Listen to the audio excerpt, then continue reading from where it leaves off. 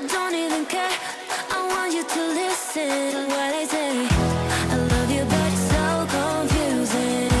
I'm winning at the same time losing. I love you, but it's so confusing. I'm winning at the same time losing.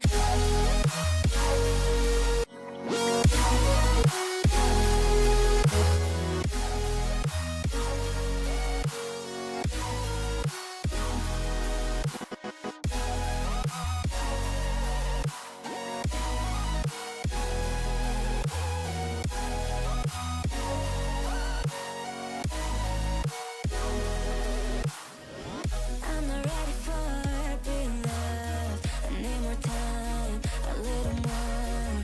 I'm not ready for being loved. I'm walking home, I'm walking home. I've never been desperate to find someone who loves me. Yeah, I've never been that way.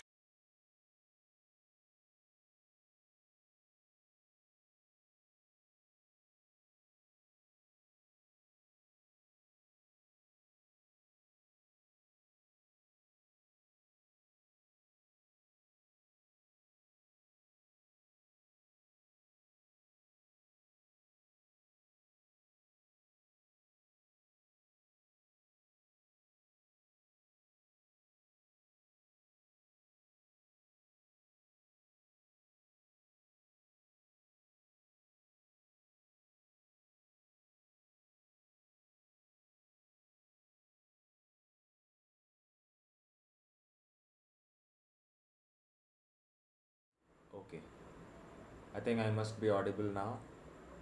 If you guys can quickly give me uh, response whether you guys can hear me or not. Camera is fine. So let me try signing in.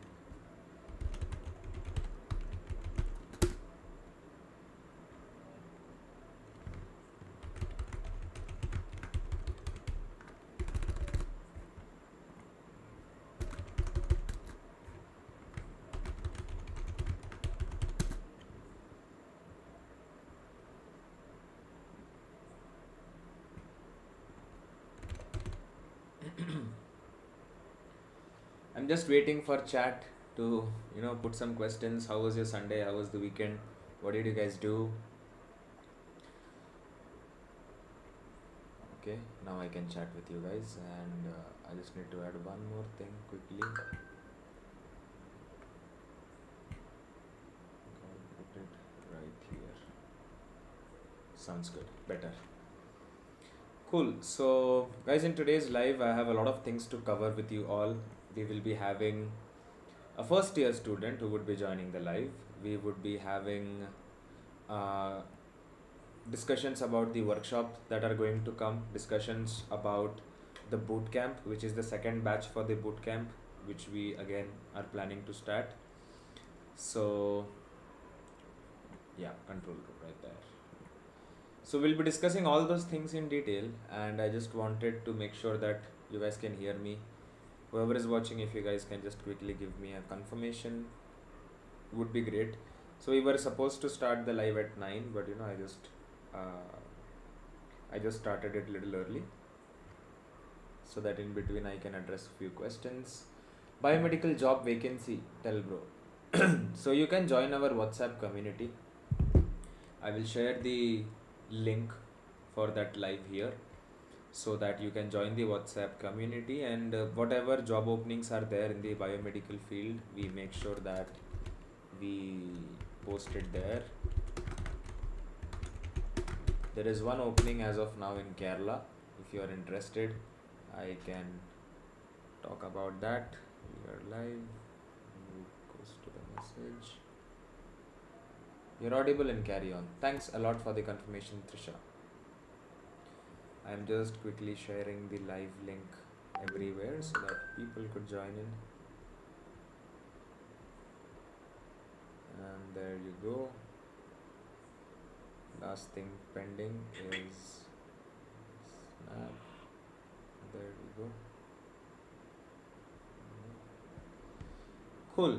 So no comments. So what I did on Sunday, what I did on Saturday, I was just planning for this live. At the same time, I was doing some research on campus ambassador program, which we are going to start soon. So I will talk about that as well, which is going to be towards the end of the live. So for students, why am I putting it towards the end of the live is because I want students who can wait till the end and can can understand what I had to convey, and then seriously they can like maybe join in, I mean register for this thing, and we can go about it. So there will be trainings, there will be a lot of things for you students to make sure that you are utilizing this opportunity really well. Why this is a little weird? Better. Cool. Hi Bhuvneshwari, how are you doing? I hope you are doing great. Little exhausted, but as the live will catch up, we will have good conversations coming into the live.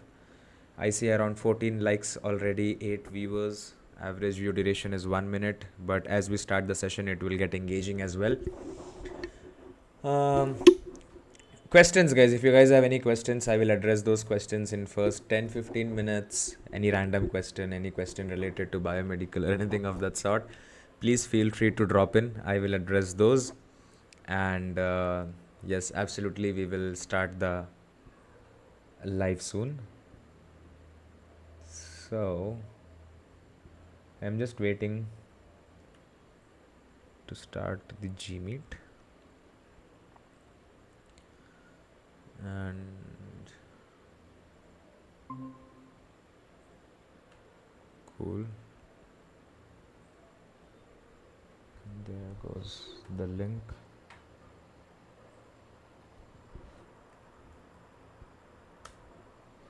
Chalo, cool.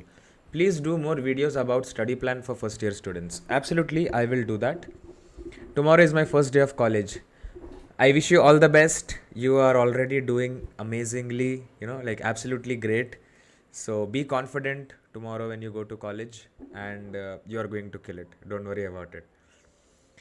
Please do more videos about study plan for first years. Yes, I was behind registration process and things like that.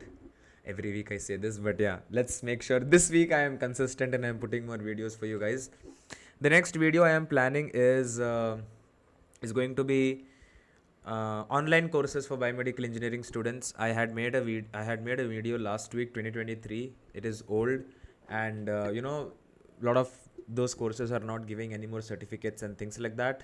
So I will make sure that I am like making that first video as priority. Second video you guys can expect on gate preparation, why you should give gate, why you should not give gate, and things like that.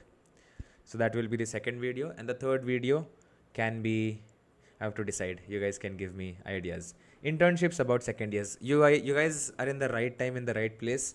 So I am offering an internship about which I will talk in the last part of this live. If you stick till the end, you can get to know how you can do internship with Biomedversity. Now you guys are seeing, the channel name is BiomedBro after today's live finishes. Tomorrow when you guys will get up and you will refresh the page, you will see Biomedversity. I will still be the BiomedBro, and so yeah, that's something I wanted to share. Hi bro, in MATLAB, the basics of MATLAB in addition to it, image processing and signal processing, this too is enough, right? Yes, absolutely. MATLAB basically is done for two things, image processing or signal processing. In signal processing, there is again biosignal processing. So if you want to do biosignal processing, you need to learn a library called Biosig. What is Biosig? Biosig is a Python library. So if you want to use that, you should know how to learn Python. So the best thing that you could do is learn MATLAB completely, start from scratch, become an expert at it. Even if you cannot become an expert, make sure that you are reaching an intermediate level, and simultaneously start learning Python as well. And if you are in first year, second year of college, you do this till the fourth year, you will be having a wonderful final year project because you would know how to build it. At the same time, your skills will be in the right place and there will be no problem for you to get a job. That's there. Hello Yashwant PB. Hi Fatima. Hi Sarvesh. Hi Harish. Hi Zayan. And hi Ganga. I just forgot to mention, wishes to all of you guys who joined in. Cool. So I will quickly tell you guys about today's you know, today's guest, I would say, that I am going to have on the live. So she is currently studying in EEC College of Engineering. I believe that's in Tamil Nadu, Chennai. She finished her first year of college. Currently, she has done a lot of things. That's exactly why I wanted to, invite her to this live so that you guys can all get some idea, because a lot of first years are there, clueless as to what you should be doing and things like that. So, best person, she is doing something new every day. She has joined as a part time employee already as a Python developer in one of the companies. So I think going to be an amazing session. If you guys want to ask questions, make sure you're utilizing it the best way possible and share it with all your friends. The live link, you can just share it with to all your friends, all your teachers. Absolutely, teachers are very much important. I would love if they can be part of this live, and also we can discuss few things for them as well in the long run.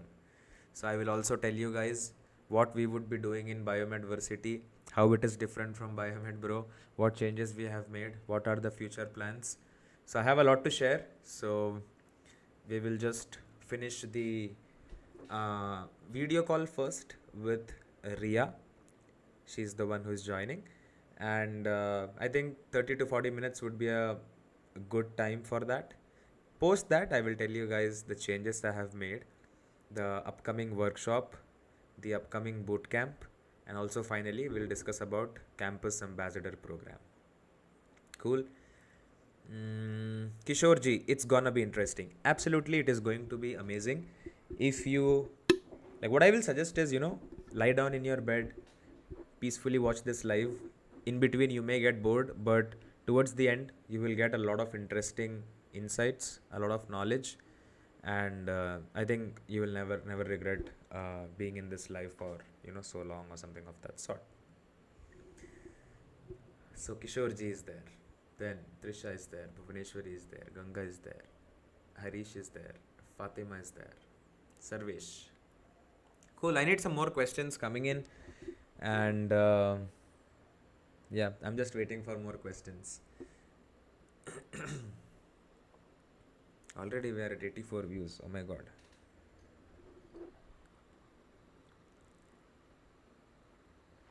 That's what I'm actually doing, bro. That's great. So Sundays, like, I was a person who used to go out in the Sundays and, go out, eat good food, sit outside, talk to friends. But from the time, this live has become engaging, every Sunday it's like 9 o'clock on my desk, talking to people, talking to students and helping them out. Samir Meme, hey bro. Amir Hamza Khokar, hi. Smruti Rangan, hello. Cute messages. Guys, don't just say hi, hello, ask questions. I would be more than happy to address the questions that you guys have for me. We still have 6 more minutes, and we will start the live session where you guys can ask a lot of questions, get a lot of insights and things like that. Meanwhile, questions please. How many of your first years, how many of your second years? A lot of new people I'm seeing, so that's why I'm asking. Most of the people who join live regularly, I know what you guys are doing and things like that.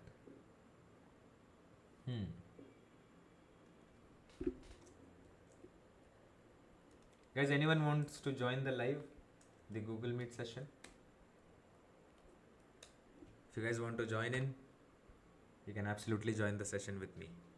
Tell about yourself. I am new here. Okay, so I will absolutely tell you guys about myself. As I said, I have a PPT prepared for you guys, so I will introduce myself in detail. I will also give a short intro about myself when we start the Google Meet session. And yeah, you are new here, so welcome to the small family we have. All biomedical students, working professionals. Glad that you're also part of it. Just now my bridge course got over. September 13th, my first day of college, hoping for the great 4 years ahead. Absolutely, it will be amazing 4 years of your life. If you stick to the right principles, you should do what you should do. You should not do what you should not do. And be more mature. Be more serious about studies. I would not say, classroom studies, but exploring new things. And don't just waste your college life enjoying with friends or going for trips and things like that. Just a suggestion. Ganga is from first year. I have my college from 20th. What can I do now? Work with me, bro. I need a lot of help. I am doing a lot of things, and I would appreciate if any kind of help you can do. Video editing, graphic designing, public speaking, whatever you want, you can let me know, and you can work with me. So that is something you can do till your college starts. What are your thoughts for VIT? Bro, so again, I will make this very clear, right? I studied in Karunya. If you ask me about all different colleges in India, I don't know how good they are. So the conclusion that I have is basically whichever college you study, right? Ultimately, it is you who needs to study, who needs to focus, who needs to do the hard work. You cannot be dependent on colleges anymore. That they will help you get placed, they will help you with a job. Whatever they are teaching, that only is not useful. That is, I would not say useless. It's a wrong word. It is very basic thing. Just by studying your classroom academics for 4 years, you cannot get a job in the industry anymore. So colleges doesn't matter. I studied in a tier 3, now tier 2. It's become a tier 2 college, I think. But when I was in my college days, it is a tier 3 college in Coimbatore. In Coimbatore, good colleges were there. PSG, then Karpagam. But fees was more. So again, fees was a concern for me. So doesn't matter, bro. Ultimately, I am here. You can ask me all the things that you need. Study well, and you will get a job. Doesn't matter which college you join. So I would not want to personally comment on colleges.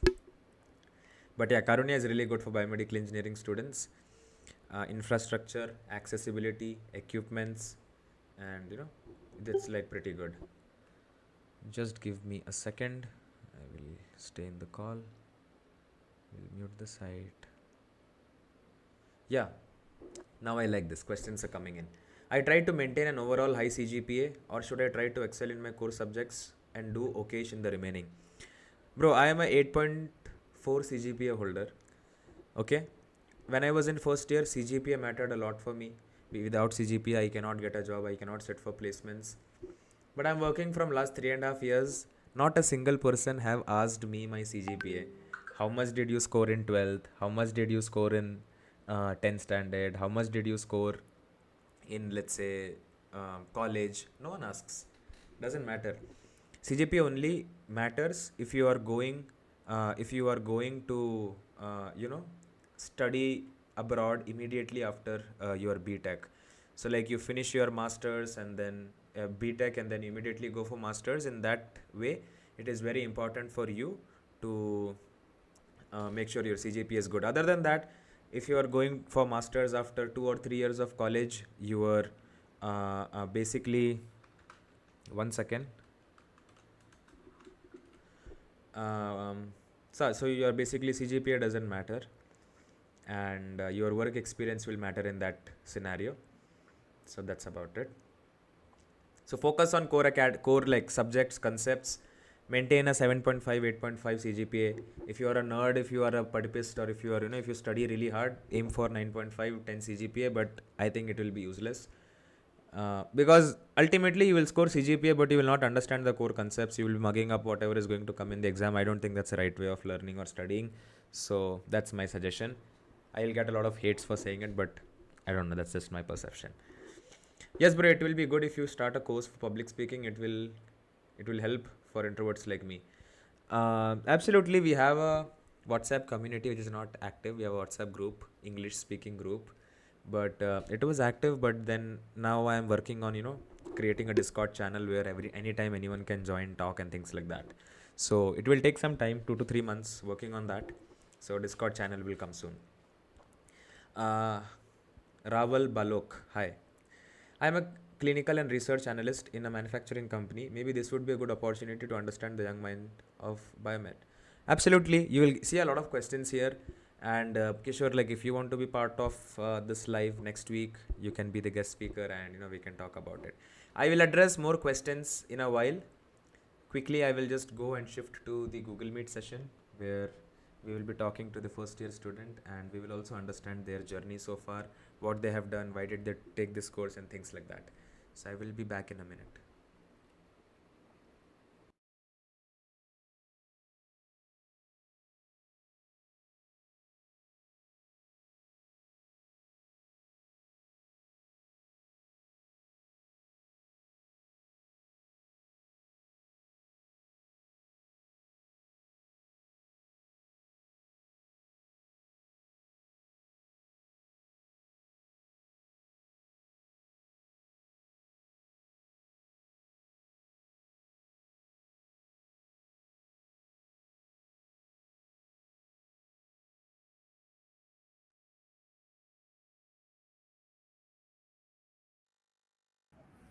Hi, how are you doing?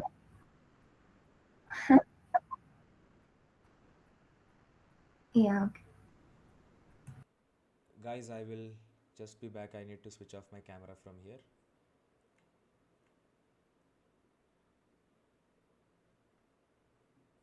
Cool. Okay, you can see me. Right. Okay, so you're also on the screen now. A lot of questions and hi, how are you doing? Just give me a second. I'll split the screen into two so that Yes. it's equally visible.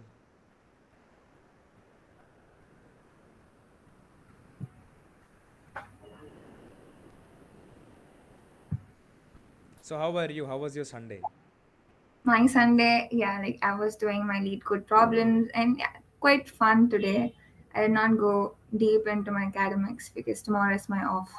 Okay. So did you ever wonder like there is a channel like this which exists for biomedical engineering No, students? no, no. The way I came into biomedical engineering and people grasped at me like, why are you joining that, which isn't even existing? Huh. I did not think there's something for biomedical engineering particularly. Okay. So fine. I have given a small introduction about you to all these people, basically where you're from, which college you're studying, which year you are in right now. Yeah, But that's just basic. So I would want you to tell about yourself first, and then also tell you why did you take biomedical engineering. Just tell it to others, and then we'll just carry forward the conversation. sure. Hi everyone, I am Riya Singh. I am from Bihar, but I live in Chennai. I have been here since 19 years and I have done my schooling from a typical girls' school. And beyond being a student, I'm a published author and a poet. I have my website where I do poetry. I have a good taste for music. I have done tutoring in English and all the stuffs. And beyond that, I am an NCC cadet and I have done good there also. Talking about sports, cricket is one of my fave, but I don't play good.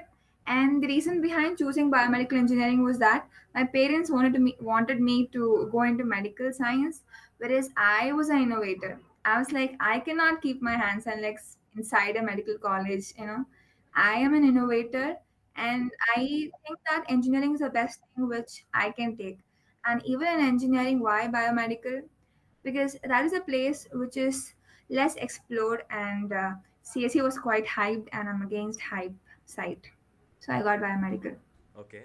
And in your 12th standard, you had uh, bio background or maths background? Biomathematics, both. Biomathematics. Okay. How much did you score in maths? You would be a nerd, but yeah, that's a question. I'm not a typical nerd. I look like one, but I'm not. Okay. Like, So how much did yeah. you score? Do you recall? I scored like 34 out of 100 in my board exams in 12th 44 out of standard. 100. I wasn't that bad. Yeah, I was average. 80 was my score. So you're a nerd. Okay. No, I'm not. CBSE board, right? No, no, no. It's Tamil Nadu State. A state board. I, Okay. yeah. No, I was expecting if not CBSE, ICSE, but then you said state syllabus. Okay. So after your 12th standard, you didn't take a drop or anything for NEET. No, no. Okay, you never wanted to go to the medical side. I just gave different exams like JE and Okay. then How much NEET as well. how much did you score for JE? How much did you score for NEET? So JE I cleared like two. Advanced I couldn't do it, and I didn't even try for it. Okay. And in NEET, just as in luck, I guess I got 434, and my parents were like, "No, just join something, 1 year something like drop. that." Yeah, I'm like, no, not possible. So my story of joining college itself is it's a big story. Like how I got into this. Like my parents, terminated all of my devices to get into engineering college, and at the end of the day, I was like, no, no drop, and I'm gonna do engineering. Let it be any college in India. It's fine. Okay, I got it. that's great. My voice is less. 1 second. Yeah, Okay, I think it should be better now. Hopefully. it is better. Yeah. No, I am just addressing the chat here. They are saying that my mic is pretty low. So I'm just trying to fix that. Anyways, I'll try to be a little more louder. So, yeah, you said that, it's a long story. I'll come to that later. Yeah. But wanted to understand after your board exam results came, what did you do? Like, there are 3 to 4 months of time where you figure out colleges. How did you find out, which college is best for you and things like that? Because why I'm asking that question is because a lot of people are there in the chat who, 12th standard, about to finish college, and they just ask me which college is good. But I Mhm. have studied only in one college, right? So I decided that based on the research which I did. So in Mhm. that way, you can talk about how did you do the research about biomedical, and then which college is good, and then how you got about it. Like, first of all, the moment you completed well standard, you need to see which nature is good for you. Like, what do you actually want to do? And after recalling all the stuffs which you have interest in a particular subject, you need to be searching for colleges. And my mantra for choosing college is that don't choose the brand of the college, just choose whether the course you're choosing in the college is good or not. Because when I went to colleges, biomedical science was an arts and science also. Hmm. I went to branded colleges, but I got to know that the college is branded, but in that college, the particular course is not so starred. So again, if you choose a course in such a college, you won't be getting the highlight or the necessary requirements to get a particular path in that stream which you're choosing. Hmm. So choose a course in a particular college in which that course is the brilliant one. Okay. So I chose, and there's a site called engineering hub, and there you just go and type your you know subjects or things you're related into, like material science, chemical engineering, all sorts of rare courses. You go and put into it, and then you'll get a list of colleges. So Mm-hmm. in my list there are many colleges from Ahmedabad, Noida, and the northern side of colleges, but I wanted to be here. So in those I got, like, SSN was one of the major colleges, Mm-hmm. CIT, Mm-hmm. and then Ishwari was the fourth college which I chose. Okay. So in Ishwari, I got to know that the course is a starter one. Okay. So since it's a starter one, obviously the college will put more pressure and efforts over a particular course. Hmm. And they had a good website developed.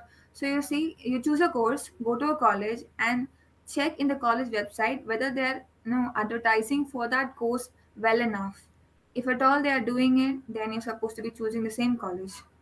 Otherwise, going into a branded college and not getting a course good over there is of no use. Okay, that's a really wonderful point. Again, like you said, going to the website and figuring Yeah. out. So, like last few months, a lot of students are reaching out to me. So I got to interact with DY Patil third year and final year students, Yeah. and now two people are studying there, third year and final year, and now few people are planning to join. So they went to college, saw the college, and the college gave them the curriculum. And one fellow, like, subscriber, shared me the curriculum, and it was completely bioinformatics, biotechnology, cell culture, but the course name is biomedical science. There is no mention about medical equipments or therapeutics or signal processing or digital processing, but they are doing biomedical engineering. Yeah.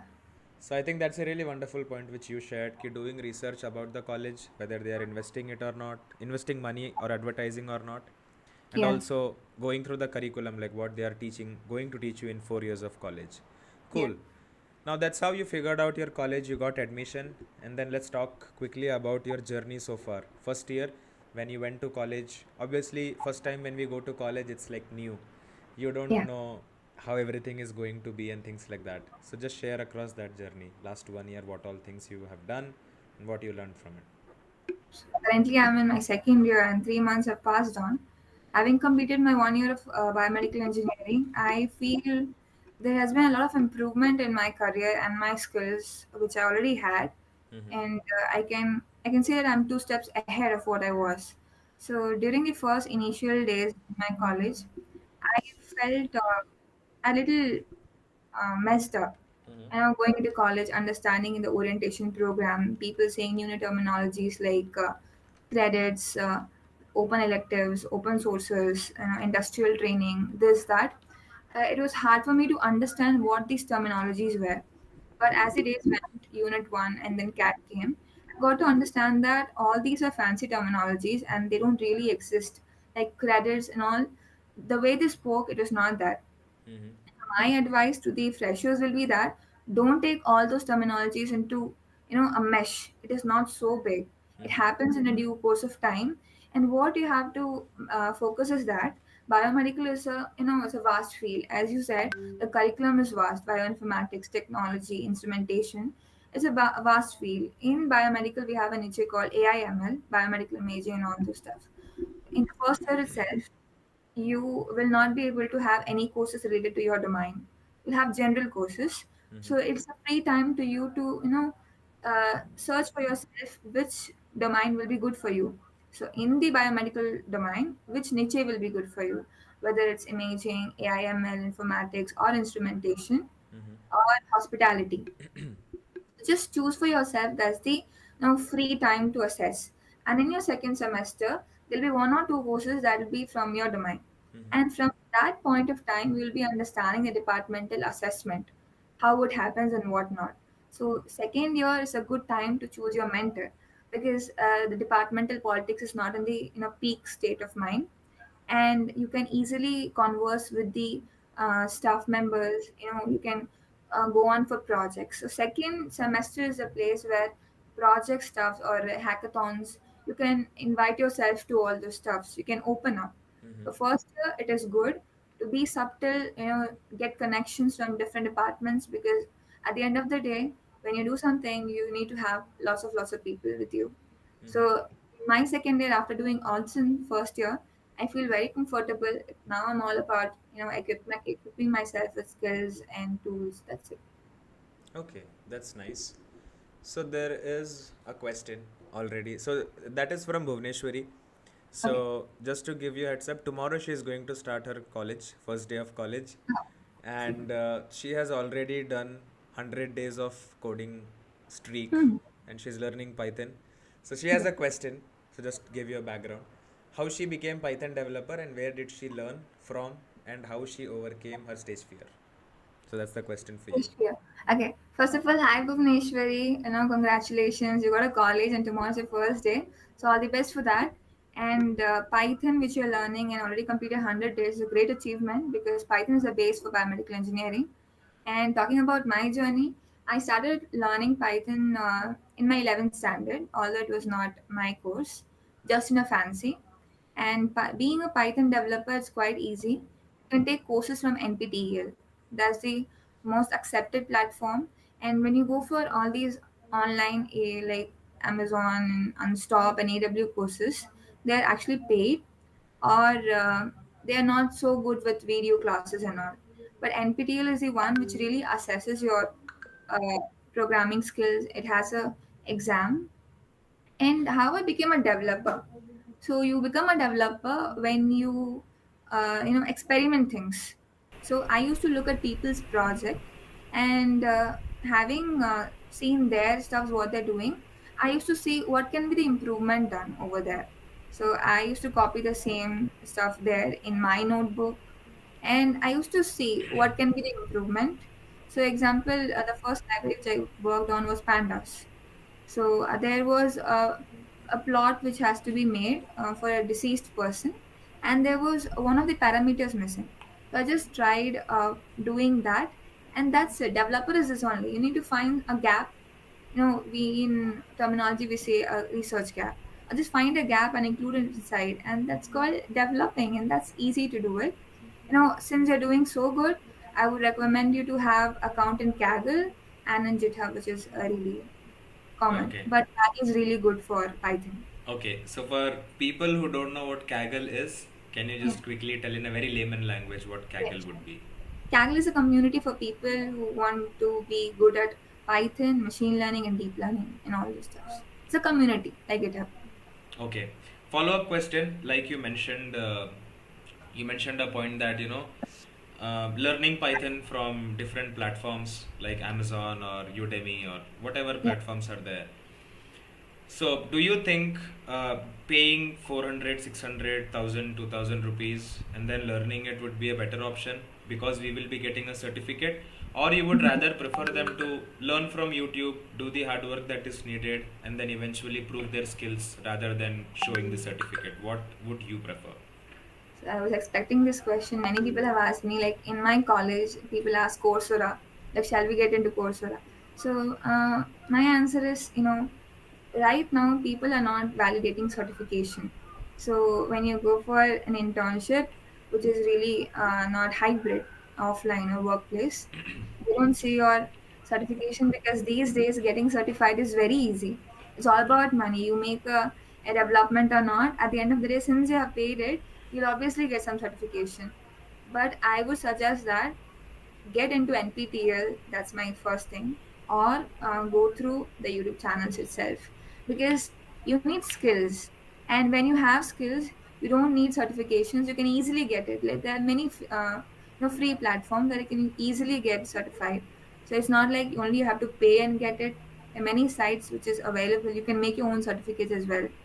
So that doesn't matter. So I would tell that develop skills. No one sees certification right now. I was in my placement cell, and there were many people having 20 to 30 certifications, and it was obvious. How can someone have 20 to 30 certification a particular month itself? Hmm. So I would say do not waste your money. But this other side of thinking that if I pay some amount of money, I will be able to concentrate. So for those people having such mindset, fine, pay it and do it, but do it.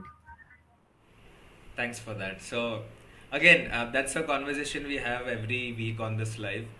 Internships, right? I'll come to that. In first year, did you do any internship? No. No. Second year, right now in 3 months? Yeah, I'm doing. Okay, how many, if you don't mind, like sharing? How many code soft, code alpha, and hex softwares? I haven't got any returns from Bharat Intern and Cognify. Four. So And it's you're all about HTML. so you're doing four internships simultaneously. Yeah, it's Okay. at it's hybrid mode. Okay. Now why I ask that question is a lot of people say that we are from biomedical industry and we need to do internship only in biomedical field. So Hmm. what would you recommend? You're doing an internship on Python development as a Yeah, Python developer, and I think out of these four companies, most of them would be in the IT field. If I'm like all the four and ID field. all the four are in IT field.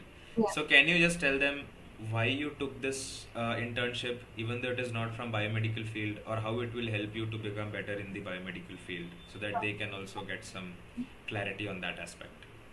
So, seeing the word biomedical, people see that your internship should be at Siemens or GE Healthcare or MedTech or in hospitals like Apollo or something. But that starts in your later years. That is in third years. After your fifth semester it starts. So until and unless that you are not supposed to go to any internship in labs or hospitals, they will not allow you for safety reasons because we don't have such skills and learnings to go and operate in the hospitals or in labs. So Mm-hmm. before that, you need to focus upon your technical skills. And in biomedical, you really need software skills as well. It is not like I can just skip off my software skills. Linux is one of the main stuff you need to learn. MATLAB, ANSYS, AIML, you need to have some basic machine learning techniques. And in neural networks, CNN is must. So until and unless you start off with hospitals and labs, it is better to focus upon your software skills. And Python is the general or the god language for biomedical engineers. Python and MATLAB both are very important. So you need to figure out first and then apply for internships. Going for Java and JavaScript won't be good. So that is irrelevant. But this is relevant. You can do it. Okay. Follow-up question again. You said you are doing biomedical engineering with specialization in AI and ML. Yeah. Okay. Now I had this doubt. Like in my college there is AI/ML 4-year degree program, which is Yeah. BTech in artificial intelligence and machine learning. Yeah. But now I spoke to my juniors. So the year I passed out in 2022.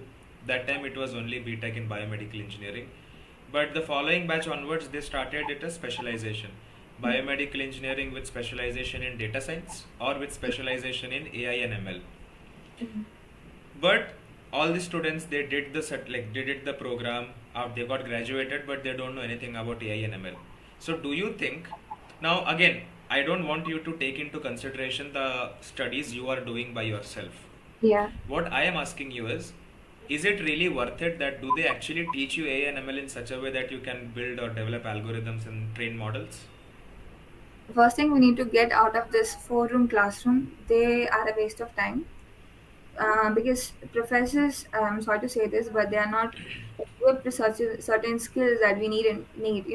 The if you see my LinkedIn, post, you will get to understand that the stuffs which is industry required and the stuffs which we are learning, it has no connect. So there's a huge gap, a gap of this. So that cannot be built by the college. You can go to any college, let it be IIT or Birla Institute. It doesn't matter. No one can teach you unless you do it yourself. So specializations for degree only. They can just teach you what is artificial intelligence, what is node, 2 mark question. That's it. That's for paper. Don't believe on those stuffs. True. So that's what I say every week on this live. Ki your teachers, whatever they are going to teach is very basic, won't get you a job. Anyways, I get hate for that, but yeah, moving on. There is a comment for you by Madhushri KH. Yeah. She's mentioning that you're a great person since childhood. While coming to studies, always given time, and it has always done her the best. So And that's a she's like compliment. she's She's my best friend from school days. Very oh, thankful to her. that's nice. Then Trisha, like she said, it's indeed true that it's a vast field. So how exactly do you end up choosing your niche? You want to add, or maybe answer Sure. that question? Sure. So biomedical is a blessed field actually. Being called as a biomedical engineer, you can choose variety of stuffs. So see, biomedical can be split up into three. One can go into the MBA field, like you can become an entrepreneur, and the other has a very base stuff which is EC and Triple E. Yeah. So that makes the instrumentation, and the other one is software and imaging and coding and all this stuff. So this is what it is. So if you think that you're a person who's very much interested into product designing and instrumentation, I like circuit boards, I like all those stuffs, then go into for product designing, have knowledge about CAD also, because that is the exposure which is going to cover your product. So go for CAD and VLSI is a core domain for triple E, Yeah. but for a product, no, VLSI is good. Otherwise, if you think that no, I'm going to become an entrepreneur, then you can choose hospitality. You can go for hospital management, and the most trending or the better stuff for biomedical engineers now is that R&D to get paid well in other countries, and AI/ML and medical imaging is in high demand, very high demand right So now, accordingly. since you mentioned R&D is in demand and it has good scope, can anyone who has not published single paper in 4 years of college get into R&D? I'm just Of asking. course, I can get in. See, yesterday I spoke to one of my friends, and it is like Scopus. Scopus are Hmm. the general regional, journals. They are the killer of, you know, good people. What they do is that they get the major journals in Scopus. What they do is that get 3,200, 1,500. Will get your paper published in 2 days. Hmm. And I see my own, you know, teaching staffs having lots of papers from Scopus, Yeah. and in a month they have 30 papers, which means that one day one paper. That is not even possible. So you see, out of 4 years, don't have any paper, but have one valid paper that is in IEEE conference, Conference, yeah. Xavier journals, that will fetch you a seat. One paper, a valid paper from those journals, can fetch you seats in colleges abroad as well. And I have experienced this. I have my seniors who have done just one paper and they have gone to different universities. But again, that as you said, right? Either I think the Springer is one good Yeah. option, and then IEEE Mhm. publications. IEEE one is good, and I think every college also have IEEE membership drive. They Yeah. they take memberships and things like that. So that is something I wanted to add. Okay, so Trisha's question is answered. Bhuvneshwari says thanks a lot. Sarvesh, hope she's doing good. My question to her is, what are all the technical skills and soft skills she learnt in first year? Moreover, my friends are studying in EEC college only. So I don't know if you know Sarvesh, but yeah, his friends are there in your college. Yeah, anyways. Uh, so, hi, Sarvesh. So, the soft skills and the core skills, right? That was a question. Yeah. Soft skills I learned from my college: tolerance, tolerance, teamwork, Adaptability. adaptability. Yeah, the same thing. Adaptability and soft speaking, managing time. Mm-hmm. Not answering that people. Okay, fine. Coming to professional learnings, I had my CDC classes, which were very good. There I learned good soft skills like how to manage yourself, how to groom yourself professionally. And the one thing good about EEC is that you have group presentations Mm-hmm. 4 times a month. Like For you, every week, one presentation. yeah, they do something or the other, and they make a conference or they make a group presentation. That's nice. So that is a good place to be. Again, they won't focus upon what you're talking, but if you really focus upon yourself, you can prepare well and go. And soft skills, I learned teamwork, Mm-hmm. presentation skills, and communication. And Mm-hmm. core skills, I had my core skills in lab actually. I had done one workshop in my first semester. It was about using chemical instruments. So I that saw was it's in your LinkedIn. I think you're presenting something and that is SIS. Yeah, Okay. Smart India Hackathon. Okay. Okay. Fine. So that's one thing again which you said very right. So I'll tell you, like, I recently went last week to my college and interacted with teachers, faculties. They are least bothered to conduct anything for students. Like, I talk openly about it. Even I go to college, I tell this openly to the kids also. The teachers will give a look. So what I felt is when the alumni are going and they're talking, they're very excited. We'll do this, we'll do this, we'll do this. But as soon as you go back from college, everything is back to normal. They just want to finish their syllabus. They just want to run through courses. They will Mhm. tell students to make projects.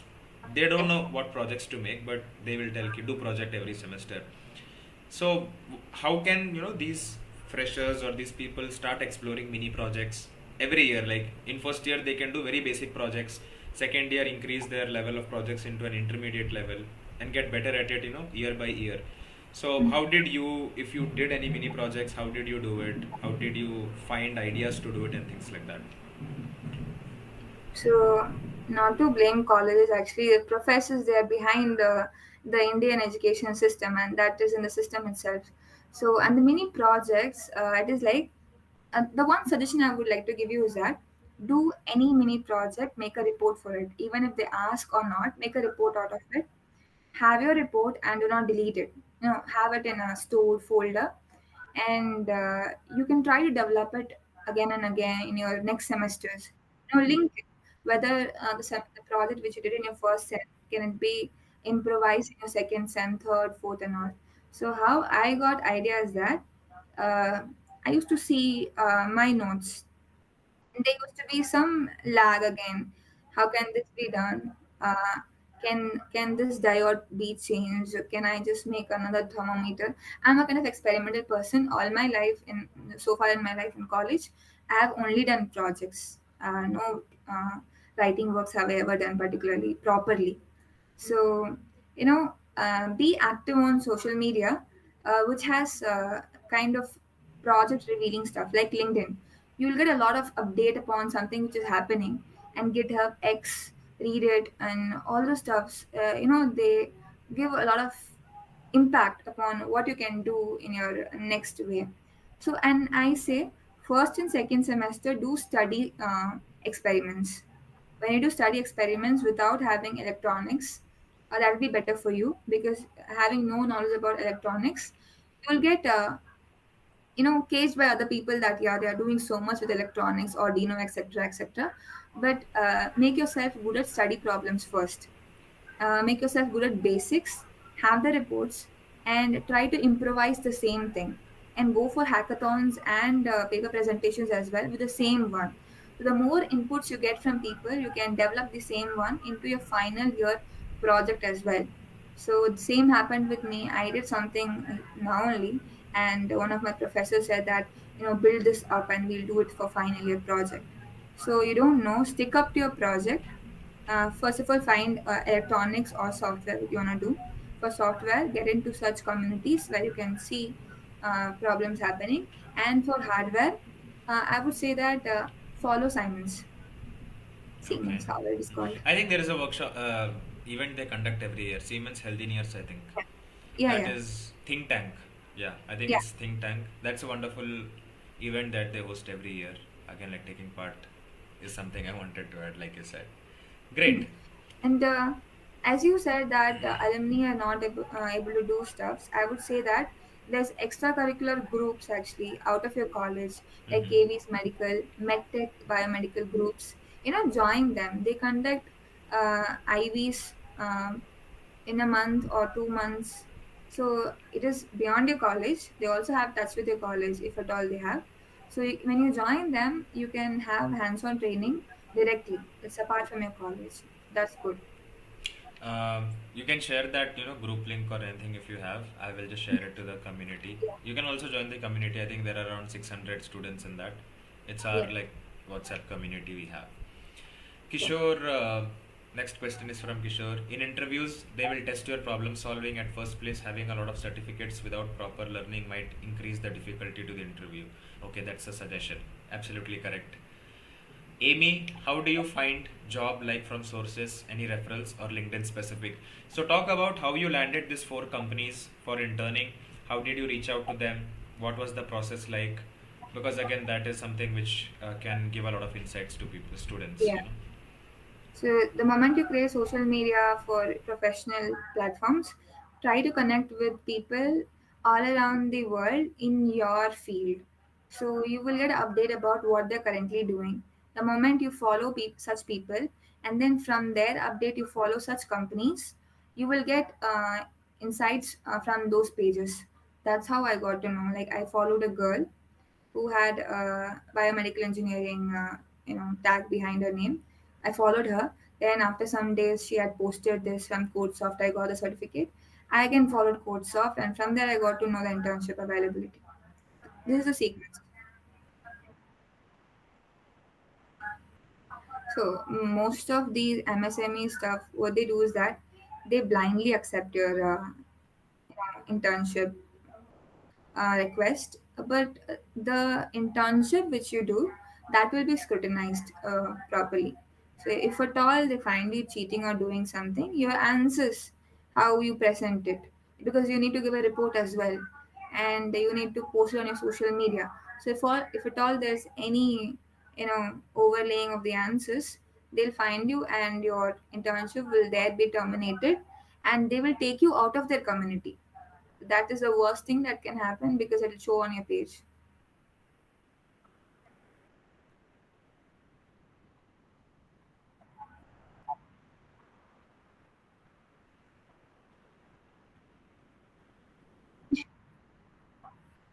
Now Unstop is very famous. That's kind of trustworthy one you can do. Unstop, I have hosted one event on Unstop, which was, if you are scoring well in your NPTEL exams, you get an opportunity to intern in IIT. So we did a workshop on, how to land that internship preparations and things like that. But I think amazing response from that community, Unstop. I'm a mentor there, but unfortunately, biomedical community is not that great on Unstop. Mostly it's computer science. Yeah. So mostly hackathons and things like that are mostly dedicated for CSE or computer science students. So far, I just saw two hackathons for biomedical. That was very poor to see, but that's fine. Yeah. B Gayatri, what is the use of specialization? So I'm a biomedical engineer without any specialization. She is the one with specialization, so she can answer that question. The specialization makes you um, brandable. You can just advertise yourself in front of the interviewer.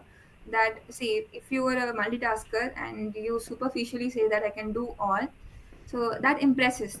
But in practical way, having deep, narrow like knowledge in a particular domain, it gets you placed good because they will understand okay where to put her. When you say that I can do everything, the Hmm. me being a team leader, I'll be confused. Where do I allot her?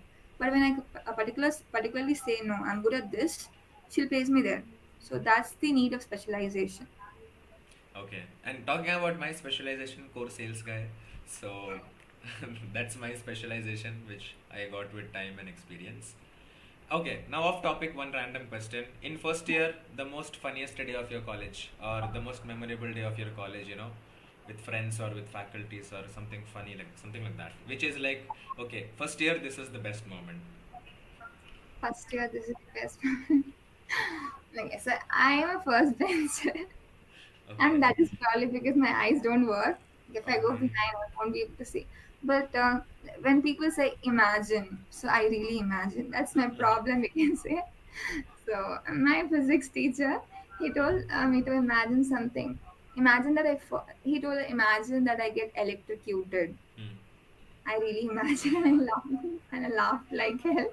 And the entire class was looking at me and he said in Tamil, that did you really imagine me dead? That was the So, y- funniest day. so you understand Tamil? You can speak Tamil? Yeah, 19 years I've been here. I can Oh, write, okay. I missed read that. everything. Cool. So, next question. A lot of questions, man. Amir Hamza. I want to go abroad in the field of signal processing. What I should do as a first year biomedical engineering regarding GPA skills and also. So basically, he's asking is a first year student wants to do abroad signal processing masters probably, and She, what he and should do regarding CGPA and skills. He's in first year as right a now. first year student, he's first of all, hi. As a first year student, he is very much peculiar about signal processing. Mm-hmm. That's one of the growing fields and highly demanded ones. Mm-hmm. So since he's very clear, a huge appreciation for that. As you want to go abroad, make your CGP above 8.5. That is first grade with distinction. Above 8.5, have specialization, choose specialization, and be good at ML and DL, deep learning, yeah.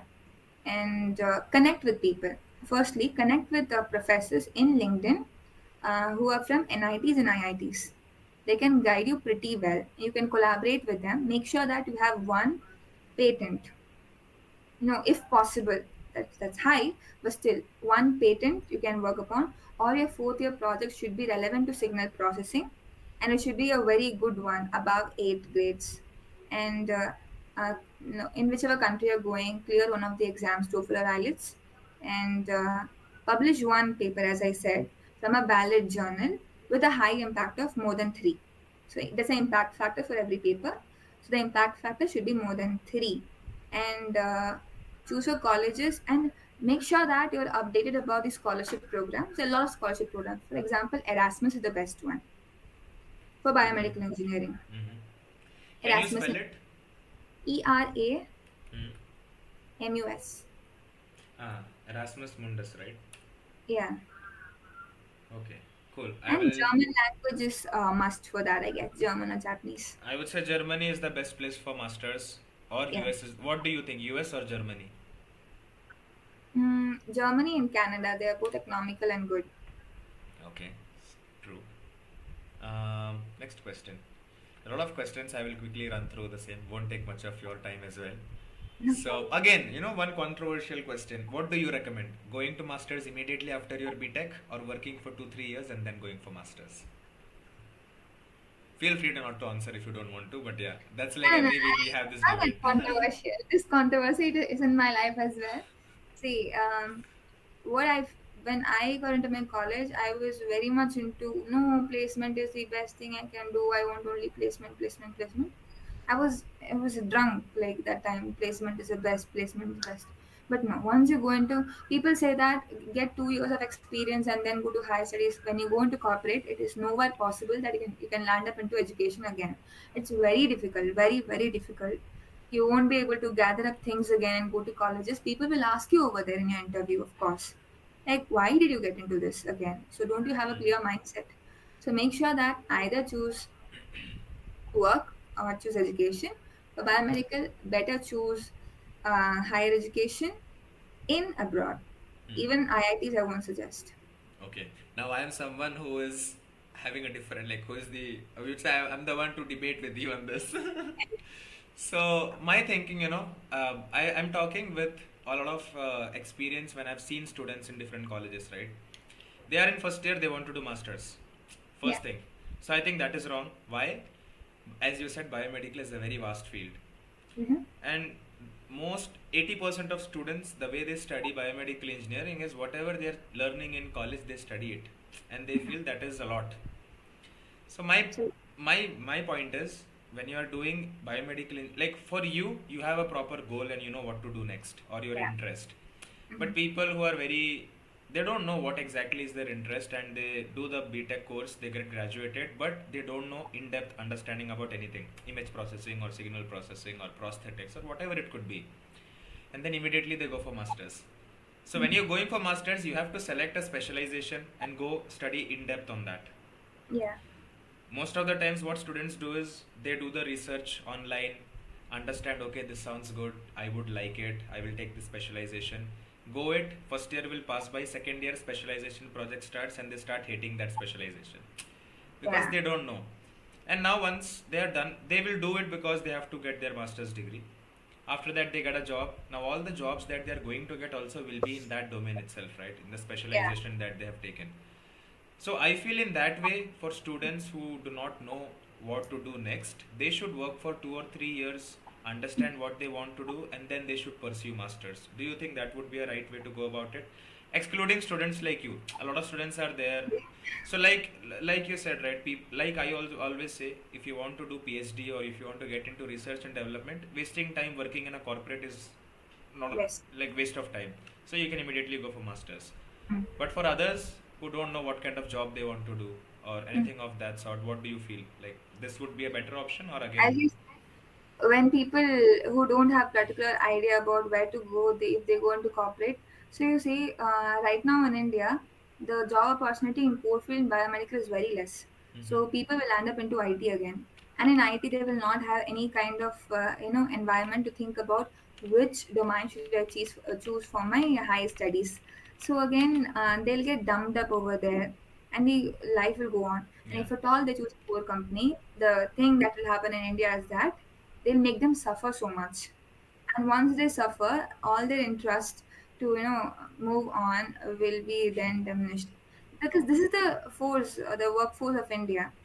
So this is my view. The more I have spoke with people, Hmm. how their engineering field, their core company, how is it, they tell that we are being forced to do something that we don't like. Our seniors are treating us like, I faced this, you also face this, there's no change. I True, agree. I relate to that. So, Harish, hi Riya, my question for you is, were you naturally good at public speaking or was it something you developed over time? What tips would you give to someone who is not so well at communicating to break the shell? Hi Harish, thank you for the compliment. So, public speaking. So, as a ambivert, uh, I would say that I was not so good at public speaking. Sometimes I go off track. Most of the times I go off track. So, how I developed is that I used to focus on people and their personalities and how they actually speak and how the content is created. So based upon that, I used to groom myself. Okay, when I go to talk this stuff, I should be on the track and speak this only. So that was it. And talking about language and accent, um, I think it came from my schooling. So the environment in which I was, my school was like total English. If you don't speak English, get out of the class, like school or class. So language was already there; it came automatically. But public speaking with content, it was by observing people. And I would recommend TED Talk. Yeah, that's the best thing. Great. So, adding on to that, what I did is I started a YouTube channel during COVID time to improve my English, and that's how I improved it. But the negative part in that is a lot of people will make fun of you when you will start off. Yeah, Then eventually you have to ignore all those, not hate, I would say, like demotivating comments or people like talking about you and things like that. Eventually, you are going to get there and you will improve.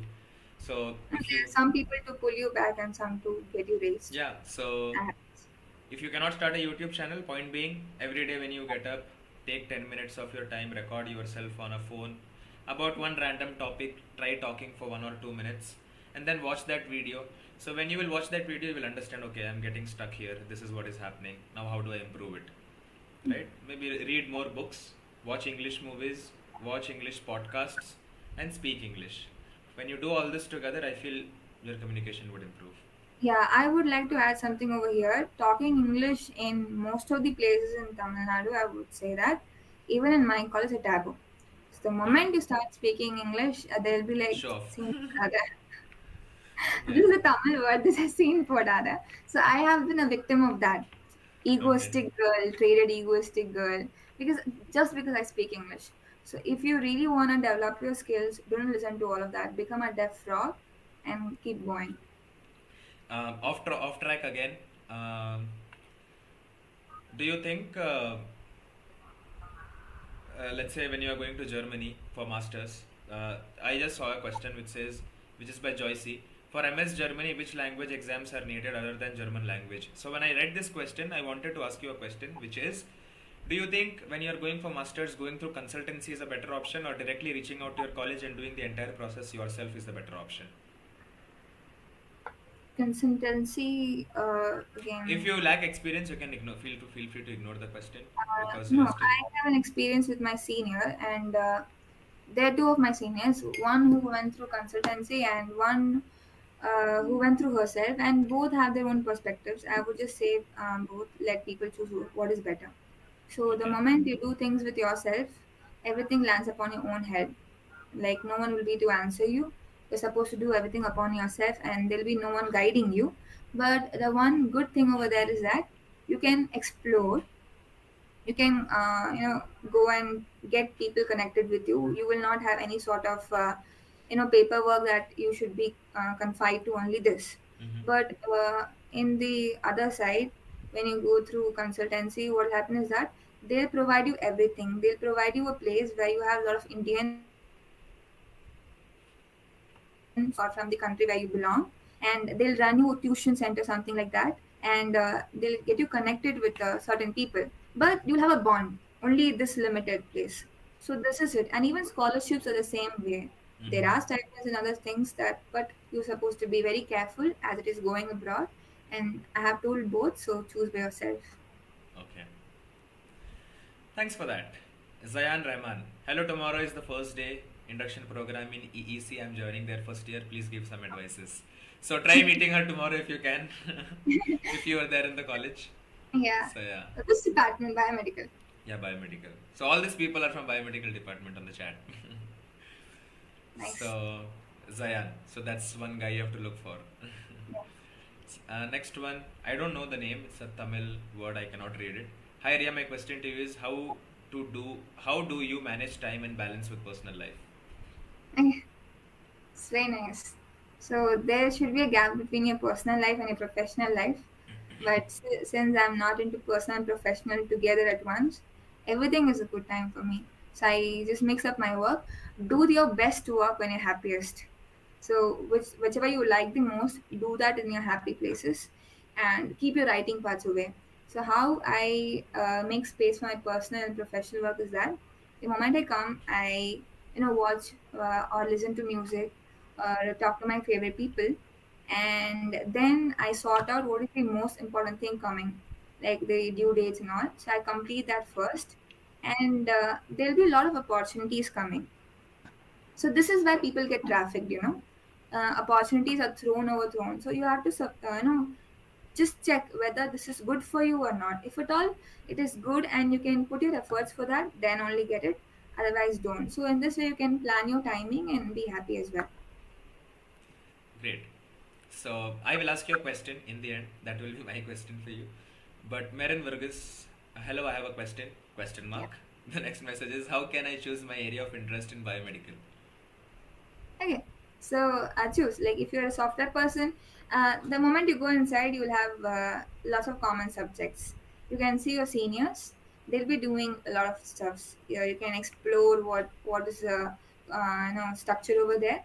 You'll see some of the software domains and electrical and the management side. So if you're good at communication and pitching stuff, go to management side. If you're good at hardware, electronics, go to instrumentation. Otherwise, choose R&D. That's it. If you can't do anything, sales is always there. Just to add on. So yeah, then I think Merin, you got your answer. Kevin John, Biomed Bro going abroad. No, I am against going abroad. I'm happy in India.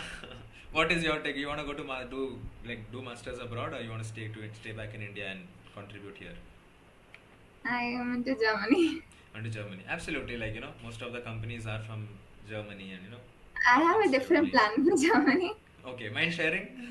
Yeah, yeah. Sure, go So ahead. this was the introduction part in my college.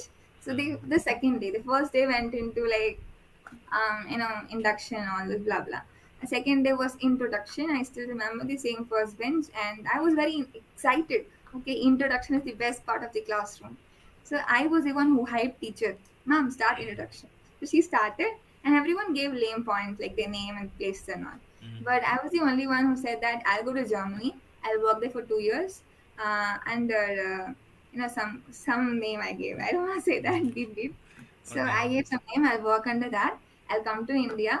I'll run the same company in opposite algorithm, and I'll put their market down, and I'll become an. Nice. Reverse engineering. So Fine. everyone they were awestruck. Nice. So you are like the spotlight that day. Kevin John, Canada no jobs. You said you can, yeah. Says like Canada no jobs like me, and then I'll put that money in gambling. Imagine if I hit hit win. Kevin, you should stop with quick money scams. This comes under engineering, all those are like Yeah, one of the. he's by the way, Kevin is a mechanical engineer. Right now, he's doing software development. So he is one of my fellow subscribers. What a diverse stream. Nice to Yes. know. Amir Hamza, thanks Sejin and Ria. I obviously got answer to my question. Thanks a lot. Grateful for that. Joyce's question I already have raised. Rakshat, hey Ria, was there ever a time when you wanted to do something big but felt held back by your surroundings? If so, how did you overcome that? Good question. I like that. So this happens thrice every week. Mm-hmm. Every week I want to do something big and something happens. So I remind myself that your expectations are not supposed like your expectations need not to become real or a reality. So when I expect something very big to happen, I just give myself a flashback that look, this can also happen. So I give myself a solulu and delulu myself, and I Okay. get stable. Nice. Good one. And my experience always started YouTube, surroundings, negative comments.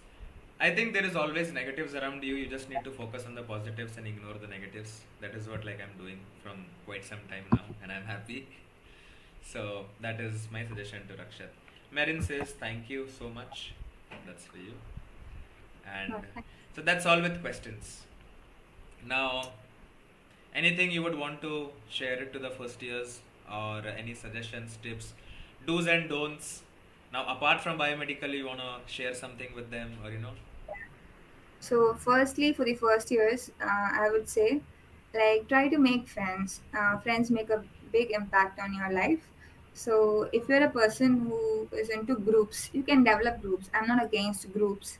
You can have groupism, but look for one particular friend who's gonna encourage you throughout. I have such a friend in my class. So he has been pushing me beyond my limits. So the contribution of friendship in your life in college is very big. Even in school, I had only two friends, and in college, I have two again, not more than that. So your friends, they push you, they help you. So make one particular friend. Don't overshare. Your oversharing should not be with your classmates and not with your teachers as well. Because at the end of the day, you are just the entertainment part for your teachers. You thinking that this teacher is very kind towards me, I can go and talk something to the teacher. No, at the end of the day, they're gonna gossip about you that this and this, and little stuffs like chaotic stuffs in college they happen. So you know to take that into big considerations, and I would say connect a lot. The moment you go inside your college, I would suggest get a lead code account, inval- irrelevant of which domain you are in. Like get an account, any coding account, GitHub. LinkedIn is must. Connect with people. In LinkedIn, people are very humble. They respond to you. They can guide you. They can mentor you. You can work for papers with them, and they can suggest you. They can even give you internships. So follow companies as the best thing. Get their newsletters. Get one separate email ID which doesn't have numbers in that. Numbers. There should be no 201, no numbers, only words. So have an email ID. These are the basic things people will tell you. But yeah, have a personal email ID for professional work alone. Do not share it for unofficial accounts, because again at the end of the day you will have screening process on, and whatever AI you use, or so in your official account, do not have any AI being used. So that is one. And be happy. College is all about what you're doing currently. Your past and your future doesn't matter. What you do today will make you tomorrow. And internals, I wouldn't say anything. If you're not autonomous, they'll give you internal marks. Otherwise, you'll have to look after it. And yeah, important questions. When they say market, that is sure to come. Great. Any relationship advice? I always give it to my fellow juniors and people who watch me. So, any from your side, anything? Relationship advice. Do not go into situationships. Nice. Yeah. So, no Great. situationships. It's very bad. Great. Sarvesh, so she told once we finished our fifth sem, only we are allowed to do the internship in lab or other things. So basically, we need to be good in Python and MATLAB at least to do internship in second year. I didn't quite really get question, but what he's trying Wait, to ask. I got him. Okay, so you can He address got it. Python, Python beginners and intermediate. Be good at that. Advanced is also not necessary for your first and second year. MATLAB is the specialized software for mathematical and biomedical people. MATLAB and ANSYS and COMSOL. So Hmm. among these three, MATLAB is the most important one. MATLAB you can give some time and learn in your third or fourth semester. It's very easy once you learn basic programming language. So focus on Python first. All the three levels. So what I tell my like fellow people is that simultaneously do it together, start it together. MATLAB's website has a dedicated course, very slow course, so you can start off with that slowly, but focus more on Python. It should go hand in hand. Yeah. And I think you are the first person who has mentioned ANSYS in till Yeah. now, till Yeah. now. So last week when I was in college, I was telling my juniors, "Kill learn ANSYS. You will not study it in college. No one will teach you about it. Finite and element analysis softwares, FE. Yeah. FEA. No one will teach you in college. But these are the softwares which will get you the job that you want, a high-paying job. Yeah. Is what I feel. Yeah. Again, there are a lot of students who say in the live only. My uncle said 18,000 is the salary you can get the maximum. What do you have to tell them? They are like, we also will get that kind of job. We'll also get 20,000 job. What do you have to tell to them? You are what you create of yourself. If you really think that, that can happen. Possibly.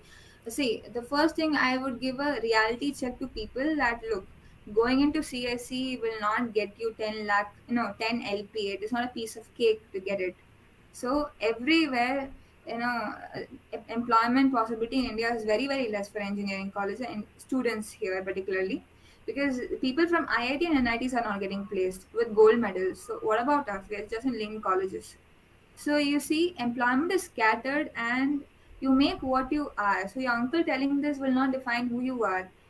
Make your own way. And it is not like that. You're getting paid well enough. There are core companies who are getting, like Philips is getting people. It's not like how when I joined my college with biomedical engineering, my own father said you're going to get unemployed. So your uncle and brothers will not make what you are. Have confidence, because I'll say 2027, 2028, and 2026 also is gonna be the best year for triple E, EC, and biomedical, because India is gonna be the semiconductor valley, and we have lots to do over there. We can get employed in our own country itself, even after BE itself, with a good placed job. IT, once you go and join, you can be thrown away. It can happen anywhere. So it's, get into reality, and CS is not everything. True, And thanks I for will, that. yeah, I just want to add one thing that Sure. make yourself handy in all the fields. Like have good touch over CAD also, SolidWorks. Yeah. So it's like being a biomedical engineering student. When you want to do into hardware and equipments, you need to have CAD also, because when you know designing also, that'll be a plus point for you. Cool. Thanks for that. So I made a roadmap video for first year students. All the Nice one. softwares are covered with resources to study. So it's up to them whether they study or not. Amir Hamza. But I'm from Pakistan. My destiny is Germany. So already is manifesting.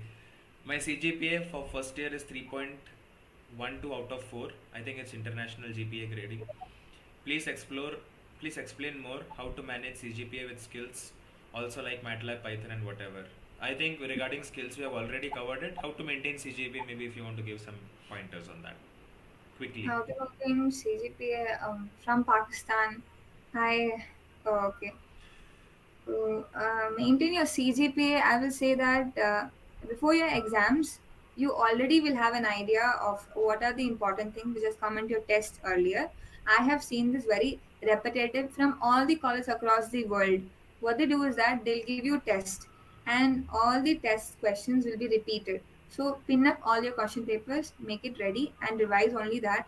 You'll get more than 90 percentage, and that's it. It's about percentile, and since you're 3.21, obviously, in four more years, you'll be the top. Cool. I think that helped your question. Joy C. I'm a 2025 passed out student. Later, I am planning for MS in Germany, but there is still a lot of time other than language. What else should I learn during this time? Before Ria answers to that question, what I would suggest is just focus on 4 years first and then think of masters later on after fourth year. Like when you are in fourth year is when you can start thinking about masters. Till then, I think study whatever you can, as she also mentioned, that will Mhm. help you a lot. Now you can also add on to that. I just wanted to add one Five point. graduate. So next year, Next isn't year, it? yeah, third year right now, correct. Okay. So I would say that you can look into GRE. It's you can prepare for that. And since you're in good time right now, you can also focus on GATE because you never know which possible window can open out for you. And other than language, yeah, professional grooming will be good as a soft skill, and writing skills should be good for Germany considered. Cool. Deep, did you upgrade camera quality? No, it's the same camera. The lighting is little different. Sanch, Linda says very true. Probably she's agreeing to few of the pointers. Rakshat, Ria, you mentioned sharing your personal and private goals with your entire class on the second day of college. Was that really necessary? I personally wouldn't have dared to do that. I think it's personal preference. But yeah. Any question? Okay, just repeat it. He's telling you mentioned sharing your personal and private goals with your entire class on the second day of college. Um, Question. yeah, so you shared your personal and private goals, like you want to go to Germany and you want to come back and then. So that he is telling was very private. He wouldn't do. He wouldn't dare Yeah, to. that's what I told, na. Don't overshare. I got the learning from there only. Okay, so that was the learning Yeah. point for her. Kevin John, I need to start podcast on that crazy crazy relationship advice. Okay, so I think it's related to the dating tips we were having. Cool. That's about the questions. That's all about the questions. I think I took more than 1 hour of your time. No, So, I had my fun. question, my last question to you, what is your daily routine? Starting from the time you get up from bed till you go to the bed. So my daily routine is that it's not variable. It is same every day. I get up every morning. I won't say I do yoga and meditation and all, but I let myself know that whatever I'm doing, it is fair enough. I appreciate myself, and I go to college. And there, recently, I have prioritized my skills over my college works. In my first semester, I used to be focused upon my record writing. Mm-hmm. I hope my teachers are not here, but now I'm not focusing on it. Yeah. I'm not focusing upon any of the assignments given because yeah, that can no, that can be done. It has a lot of time. Right now, my skills are important, so I come back and 40% of my time goes to my skills and my research works. Mm-hmm. Rest 60 is left. 30 goes to my own spacing and my my poem writing and all this stuff. And rest 30 will go to writing work only. I learn for exams a day before. So what time you start the day? Getting up in the morning. 4:30, 4:30. And what time do you go to bed? 11:30. 11:30. Okay, that's what I wanted to know. So we have this discussion on the live, and they're like, apart from college, we are not able to do anything. We are very exhausted, we are very tired. So a lot of people feel that. That's why I wanted to make sure you share your daily routine. Like how much hour of sleep you are getting. Basically, that's what I wanted to know. No, see, if people say 6 hours, 7 hours of sleep is important. If you are happy, your sleep cycle will not reduce your brain size or something like that. I would say prioritize. Make just learn that. Your college writing works are not important. The moment you reduce it, you'll have ample amount of time to do various other things. Cool. Um, Kevin John, your question. I already asked. Daily routine. Arya Kingdom. Any specific course for GATE BME? I think it's all you like. You can just have to get a book and start preparing is what I feel. But if you want to add to that, Yeah, I will say that select a course which has less competence. That will increase your percentage. For example, right now, designing in hardware is very less. People are not choosing it. The moment you get it, your competence will be less. Less number of participants will take it. So if you even score in single digits, your percentile will be high. I have known such people coming in double digits in India with such things, such planning and plotting. huh, it's like very. I think you only answered these kind of questions, GATE preparations and all. I am very bad at maths, so I have lost all hopes already. That being said, Deep asks what book you use for aptitude, and is HackerRank good for coding? I'm doing it. Yeah, HackerRank, I will say that HackerRank is somewhere lower than LeetCode because most of the MANG companies, that is product-based company, will focus upon a LeetCode only. I do have account in HackerRank with, but not even one question solved yet. But I have a good base in LeetCode because many companies are only looking up for LeetCode because that has verified questions from Google, Amazon, LinkedIn, and all. So yeah, HackerRank will go into number two in my priority list. Lead code will come first, and aptitude or Agarwal is the best. RS Agrawal, right? Yeah, Yeah, cool. I think I got your answer. Where do you get where do you get your writing advice and ideas from, Rakshat? Rakshat. Rakshat. Okay. Feel free to ignore the question if he or she is your friend. My idea. It is very spontaneous. My brain is very good at writing. I can make your plots or poems in just a minute, whatever I see. So that goes to my brain. That's great. Cool. So if at all we have any anthem in Biomed I'll reach out to you. Yeah. Okay. Sounds good. Sean says good Sure. insights. Enjoyed the interaction. Thanks a lot. Kevin Kevin John, this boy. Rakshat is asking who. Kevin is saying I'm commenting in real time. That's because I'm not responding to him very quickly. About Kevin, if you guys don't know, he was a data analyst, a data research analyst working for a UK firm, and then he took a big decision to make a switch to software development. Oh, So he's someone who used to study 16, 18 hours a day sitting in the chair learning coding. So that's why he's telling lead code is better. So yeah. he has solved around 500, 600 lead code That's huge problems. because LeetCode has 6,226 questions right now, if I'm not wrong. So he 500 is huge. so that like that time when he used to study, he used to be like in front of the in front of the screen coding. He became fat, Uh-huh. just because of studying for 6, 7 months. He was continuously studying, and right now he's a developer working in Bangalore for a product-based company. So any doubts related to coding, I will make him join the WhatsApp group. Just shoot the questions in the group. He will help you guys with that. So one thing about LeetCode is that you can easily copy paste. Solutions are already given, so don't do that. That'll be the worst thing because they're weekly contest also, and once you get invite for that, since you're doing too good, and you will get stuck over there, and your account can get banned for 5 days, and that will reflect in your account forever. So don't. I have never even seen how lead code looks like. So yeah. It's typically black screen. So yeah, Shlok, me being in first year, can you share how to land paid? By the way, are you getting paid like stipend for the internships? Any 4 internships? Anyone is paying you? No, No. Okay.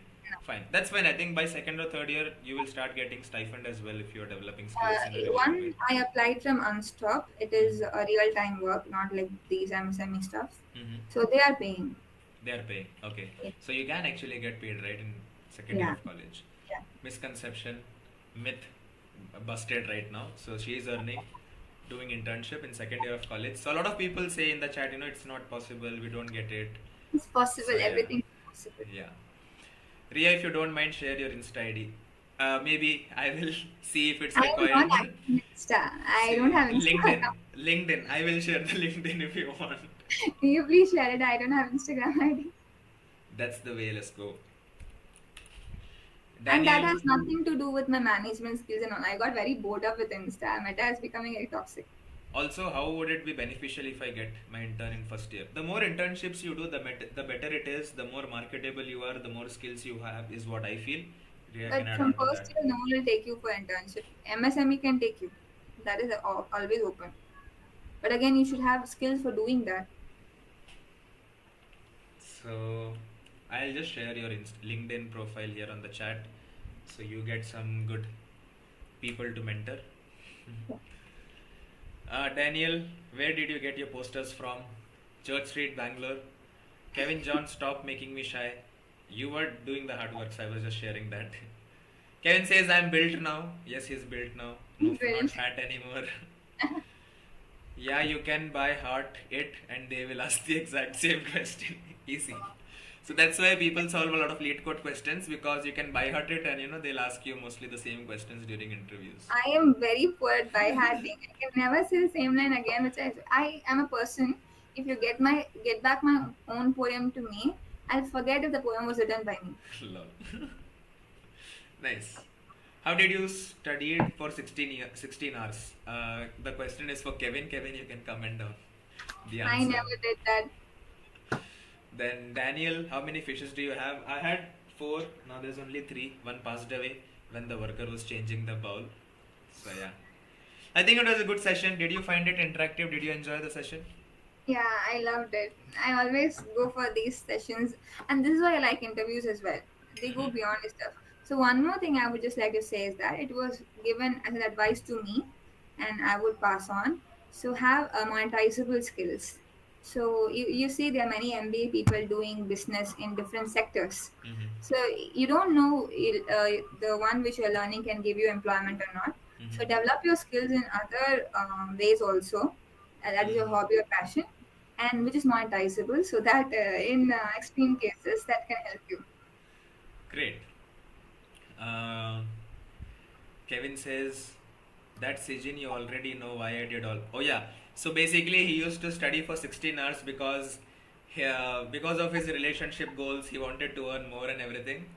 And then man's single now, doing software development.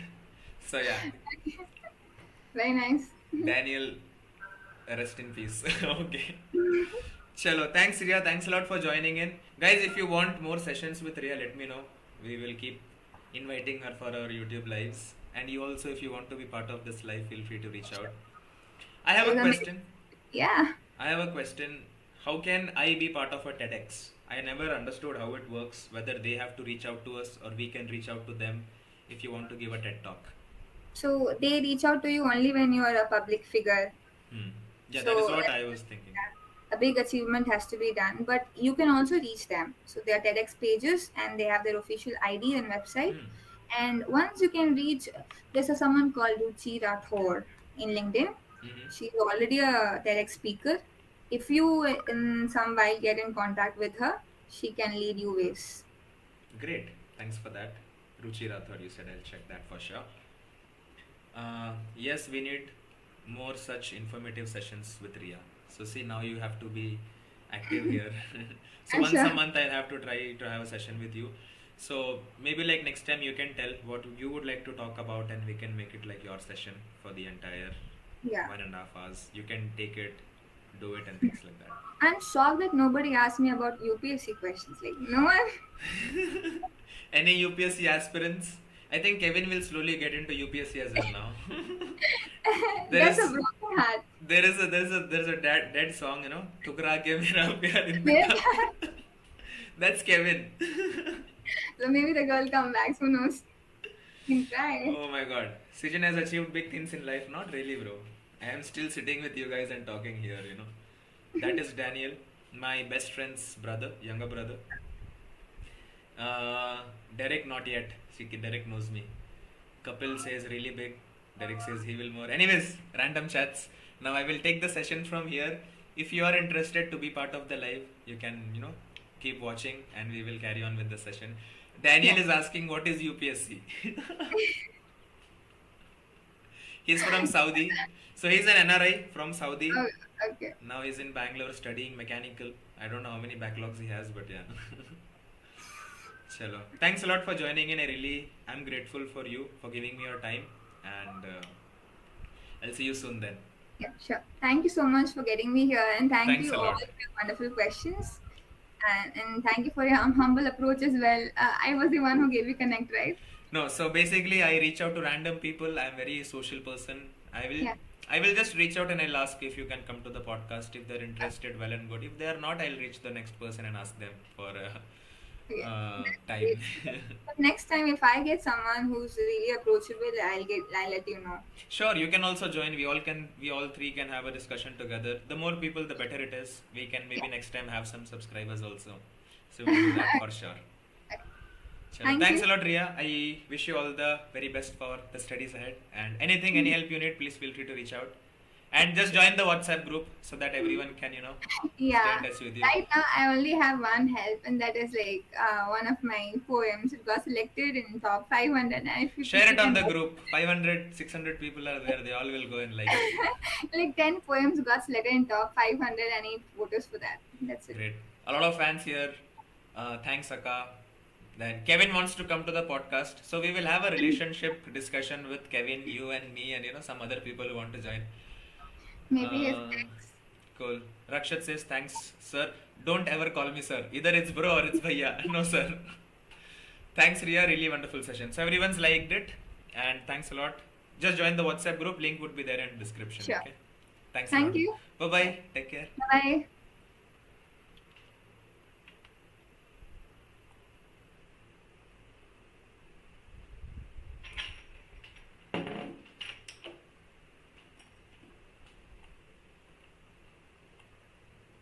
Hmm. So I am back now. Now I will trouble you guys for some time. Yes, sir. Big fan.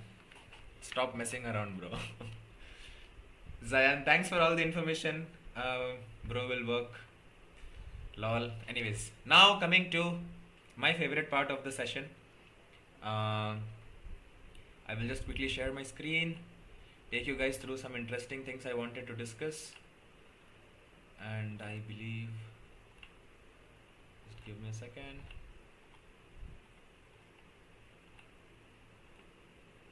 Wonderful. There I am in the small circle. Cool. So Biomed Bro, last day, we are changing the name to Biomedversity, and Biomed Bro will not exist anymore, but your Biomed Bro will be here. So 30th August was the last day when we had like the final session with the Biomed Bro community, and the YouTube channel and everything, the WhatsApp community, everything is changing now. Quickly taking you guys through the presentation about me. A lot of people, you said you guys don't know about me, so a short intro about myself. Sijin Thomas, 25 years old. Hobby is mentoring, guiding, coaching, exploring, learning new stuffs, trying different things every day. I'm a biomedical engineer having 3.5 years of experience in sales, 2 years official, 1.5 year unofficial. I was an intern, and started my career into biomedical industry when I was in third year of college, and currently working with a US based firm doing SaaS sales for a healthcare firm in New York, and interacting with doctors. That's what I do. So that's like a fair deal of information about me. Introduction. Why this presentation? First of all, wanted to thank each and every one of you. Last year, 30th of August 2023, when I started the channel, we had 0 subscribers. I didn't promote this channel to any friends, family members, or anyone of that sort. The channel grew organically. That's why out of 1,600 subscribers, I believe 85 to 90% are from biomedical domain. So from 0 to 1,690 subscribers, it has been a great journey. So I wanted to be grateful and thankful to all of you. At the same time, we started a WhatsApp group as well, a WhatsApp community. When we started, 6 of us were there in the channel, and right now we are having more than 500 plus people very active in the WhatsApp group. We talk about random stuff, we talk about random shit, we talk about biomedical, we talk about exams, we help each other solve doubts, help each other solve questions, job opportunities, internship opportunities, anything and everything you will find in the community. Very active. So make sure you join the WhatsApp community. Link will be there in the description. What now? Now you will not see videos, no more lives, no more messages, no more engagement as Biomed Bro. So We are changing it to Biomedversity. Why Biomedversity? The goal is to build a virtual university for biomedical aspirants. Biomedical plus university, you combine it, it becomes Biomedversity. I got this inspiration from another startup based out of Chennai, which is Bversity, and they are into biotechnology completely. So that's how I got the inspiration for this name, not like my brainstorming or anything of that sort. So the new era begins. Now I'll quickly tell you guys what we are going to do and what you guys can expect. First, the vision for Biomedversity is to, as I said, make a virtual university so that students from the tier 3, tier 4 cities of India also can get the right kind of knowledge and the right kind of learning that they need to excel in the career. Just because they cannot get into good college doesn't mean they cannot study or get information at their fingertips. That's why we have this platform, this YouTube channel, this WhatsApp community, to make sure that we are making biomedical engineering accessible to everyone. Focus is to empower biomedical engineering students and working professionals, fostering innovation and growth in the industry. If you have a startup idea, if you want to start your own business in the healthcare domain, reach out to me personally, tell me what you want to do, and I will make sure I am doing everything in my capability to make sure we are actually converting into a business. Open to that. Bridging gap between academy and industry. Whatever we are studying right now, it is outdated. You will not get a job. Being honest, you will not get a job. The things that you are learning are very basic things. If you study only that much, you will go out for jobs, you will get 8,000, 10,000, 12,000 rupees per month salary, which is why you will be cribbing in the later part of your stage, telling that biomedical is not good, I am not getting job and things like that. So we are here to bridge that gap, things that you don't learn in your college. Example, LinkedIn, networking, communication, public speaking, studying the right softwares, understanding of medical equipments, reviewing medical equipments, things like that. You don't do it in college. That's what we would be doing in Biomedversity. Cool. Now we are catering to colleges, we are catering to students, and also we are catering to working professionals and also to biomedical companies. How? So if you are a professor, if you are someone who is a decision maker in a college, this is for you. So what we will be doing is we would be helping you to rebrand your department. This is Department of Biomedical Engineering. Make sure that the marketing strategies are in place so that the country knows about your college, your department, why is it different, why people should come and study in your college. That also includes faculty trainings and workshops wherein we train faculties and teachers on how to teach the right way, Now you may think that we are not the right person to teach them, but I feel it's been 15-20 years. Their old teaching methodologies are pretty much the same and you need to change it. And so we will be focusing on that kind of training, not telling them how to, not teaching them the concepts, but teaching them the modern way of teaching, right? Effective placement training for students. Most of the colleges will just teach you aptitude and coding for placement training, but there is more to that. It also includes your resume preparation, LinkedIn development, communication skills, mock interviews, getting you prepared as per your job goals that you would have and things like that. So making sure the placement training is effective and conducting regular events, hackathons, workshops in colleges so that students keep up to the date. Benefits for students, for you guys, what you can expect: personalized career planning, get on a one-on-one call, plan your career, if you don't know what you want to do in life after 4 years, 3 years, 2 years, reach out to us. We will help you with a roadmap. We will understand your goal and we will help you reach there. Industry relevant skill development, that is basically learning about modern softwares. You would have heard about ANSYS, like she mentioned, SolidWorks, CAD, MATLAB. These are the things we will be starting to teach soon. Already we are starting the first batch next month onwards. I will disclose the same as well. Mentorship from experienced professionals worldwide. You want to go to US, you want to go to Canada, you want to go to UK, you want to go to Germany, you want to go to Australia, you want to go to Ireland. Anywhere in the country you want to go, you can reach out to us. We will connect you with a biomedical engineering student who is studying there so that you can get a personalized mentorship. And also they can help you with the entire process. You do not have to reach out to consultancy people. We will connect you to the people who have gone there to do the same thing. They have finished it and now they are working there. Okay. Opportunity to earn while you study. This is something which is very important in today's time.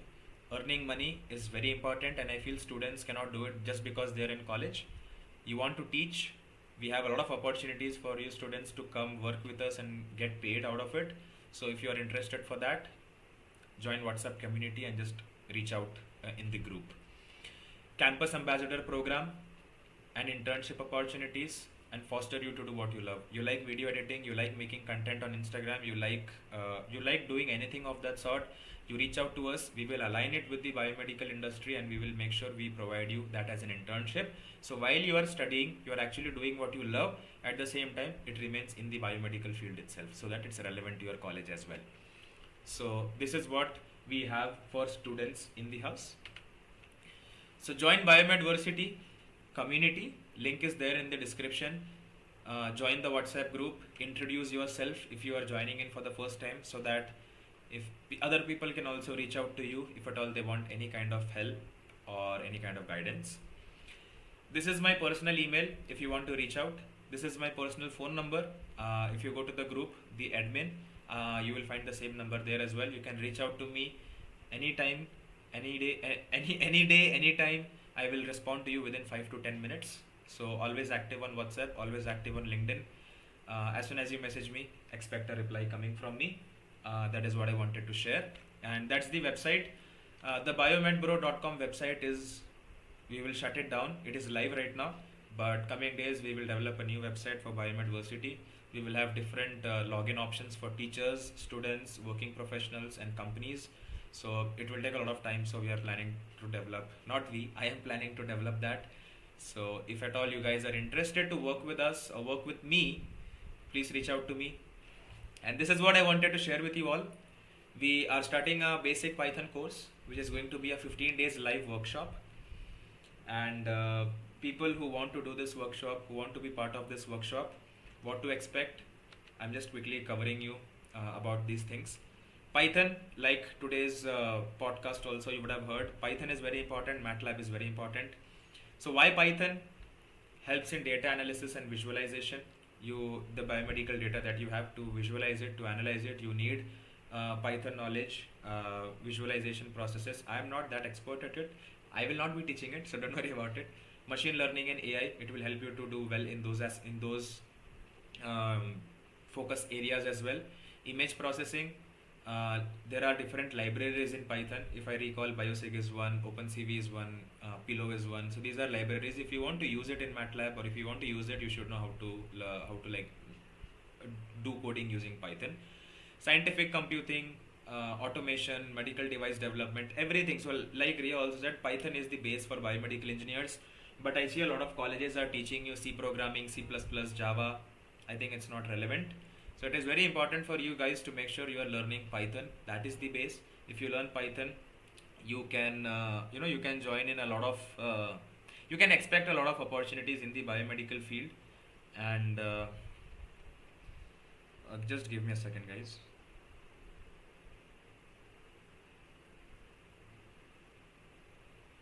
Yeah, so that's there. So this is why you should learn Python. Now, why Python? Again, a lot of reasons are there. Bioinformatics, if you want to get into research and publication, if you want to go to interoperability, which is basically how to integrate Python with other programming languages and develop tools and things like that. Again, Python is very useful. So this is why you should learn Python. Now, what if you don't learn what if you don't learn Python? What happens if you don't learn Python, or if you don't learn any coding language? Then basically, in short, what I would say is you are a doctor without a stethoscope. So very important skill for you to be marketable. If you want to get into the industry, get a job, having a knowledge on Python and MATLAB is very important. ANSYS is another one. So let's start with Python. That is why you should learn. But what if you learn coding? If you learn Python, these are few pointers that I want you to keep in mind. Many biomedical engineering roles now require Python as a skill for signal processing, image processing, machine learning, data analysis, developing new algorithms. So all this tumor detection algorithms and all that you see that is coming up in the market, basic is Python. So without Python knowledge, you cannot develop such good products or innovative piece of product. Competitive edge, if you study Python, in your college they will teach you coding only in one semester, and you will study coding just to pass the exam, right?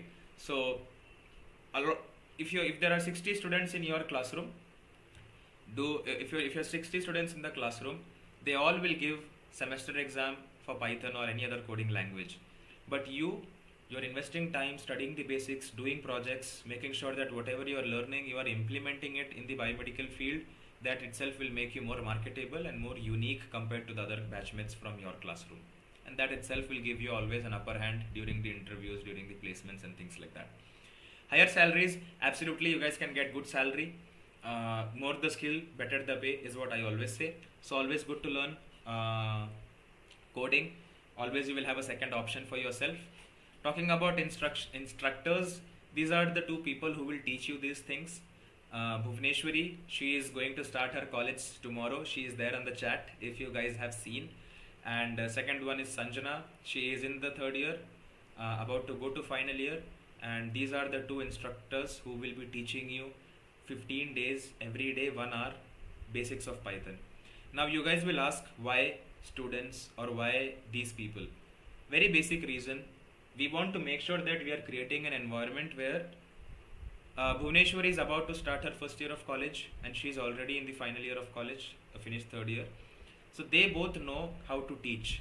A first year student can teach a first year student on how to learn coding. At the same time, a final year student can teach even the juniors, also the seniors from the same batch on how to develop coding. But the thing changes when someone who is a working professional who is just coming here to teach, if he teaches or if she teaches, what happens is they always lack the kind of way they should teach. They will like not address your doubts properly. They will not give you personal attention and things like that. Cool. So why them? They have already done, as I was mentioning, 100 days of coding streak. Someone who is doing coding from 100 days, starting from scratch, I think they can teach you the best way if you are starting from scratch. 250 problems solved on CodeChef, 100 code solutions they explained. So I think that makes them qualified enough to teach you guys. Cool. I think I'm making myself sensible here. What are the perks for you? Beginner friendly. You finished your college, you don't know ABCD about coding. The best part is I am also joining this workshop. So I don't know how to code. So I will also be studying with you guys. Very beginner friendly. I remember, right, I scored 34 marks out of 100 in maths, 12th standard CBSE board. And I've always been scared of maths, always hated coding. So I think maybe this is the way I will start learning to code, and I will also contribute with you guys, whoever feels to join in. Hands-on learning, 15 days of live classes, every day, 1 hour without a miss. Hands-on learning, every day whatever you are studying, you are going to implement it in real time into the biomedical field. So whatever you are studying, whatever concepts you are studying, we will make sure that you are implementing it from biomedical perspective. Okay, student to student learning. This is not an instructor, this is not a professor who is teaching you. A student is teaching a student, and I think that's the best way to study. You can ask any doubts. If they don't know, they will go study and then they will come and teach you, because they also want to improvise. The whole motive here is to learn and grow together. That's why student to student mentorship. We have something called HIN, which is help in need. Once you are part of this, at any point of time, you have any doubts, any questions, you will be having a dedicated WhatsApp group. Ask a question, and within few minutes or within few minutes you will get solution to your problem. You can get on a one-on-one session, audio call, video call, or if text suffices, we will make sure that we are helping you with your doubt. Completely biomedical focused. It's not like you are learning to code but you are making IT products or software products, or you're making a calculator or anything of that sort. No, we will make sure that you are building something related to biomedical field. And finally, you will get basic certificate. Basic certificate in the sense, a basic certification, because this is a basic course, just to give you an understanding as to how to start coding, how to make small projects and things like that. So I didn't want to give certificate, but yes, for people who want certificates, that's also something we are offering. Now, why I would join this is because there is a dedicated community. If 10 of you join, all the 10 of you are here with a purpose to learn coding, and that interaction will be there in the community. You can ask each other doubts, you can make projects together, take part in hackathons, workshops together, and things like that.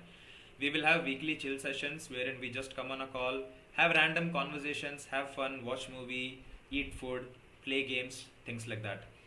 Project based learning, as I said, anything that you are studying, you are implementing it on real time basis.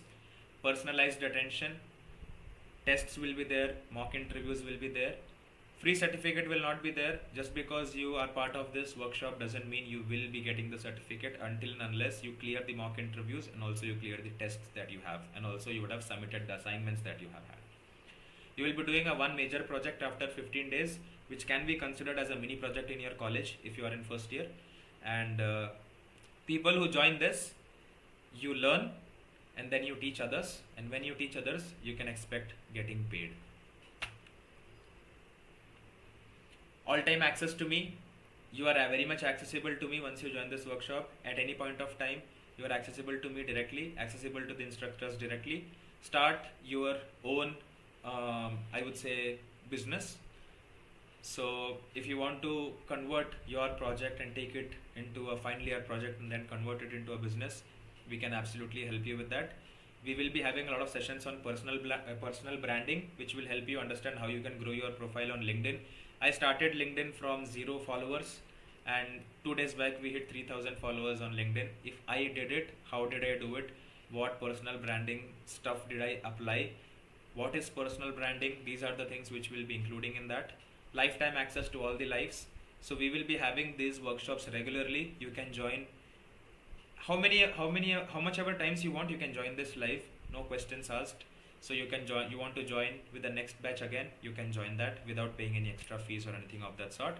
And finally, once you are done with this, we also provide you with a campus ambassador internship opportunity where you will represent BiomedBro or Biomedversity, in your college.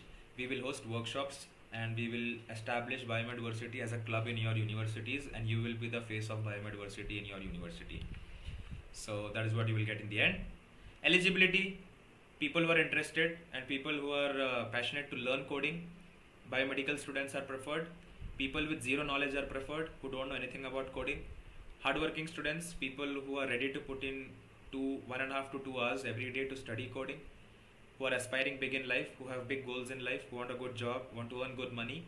And also we want people who want to build applications, who want to build websites, who want to build digital products in short. So these are the kind of people we are looking for. Who we don't want people who just want to come for certificates, who are not wanting to learn, they are just attending the session, not doing the assignments, not giving the tests. We don't want people like that. And also finally, the most important, we don't want lazy people who are just slogging, not doing anything, just procrastinating. Tomorrow, I will start day after tomorrow, I will start next month, next week. We don't want people like that. We only want people, even if we are getting 3 or 4 people, we are more than happy. But we just want people who are wanting to learn and who are wanting to achieve big in life. That is the kind of people that we want to add in this kind of workshop. What is the pricing? Absolutely, pricing is there. It is not free. Why it is not free? Because 2 students are investing their time to teach you guys on a daily basis for 15 minutes. And they are investing their time. We want people who are serious and who are accountable. Until and unless you invest money, you will not understand the seriousness or the worth of it. That is why we are having a fee. The resources that are going to be utilized, we are using trackpads to teach presentations, the Notion rooms, the Discord channels. A lot of resources are utilized, proper internet stability, electricity. Even though all these things we have, at a 40 Mbps you cannot stream and teach, so you need a good internet. So the students who are going to teach you, they have to get good internet, they have to do good things. So for that, the resources that they will be utilizing, I want to make sure that they are getting something out of it. Personalized focus, me and both the instructors will give you the personalized focus that you need.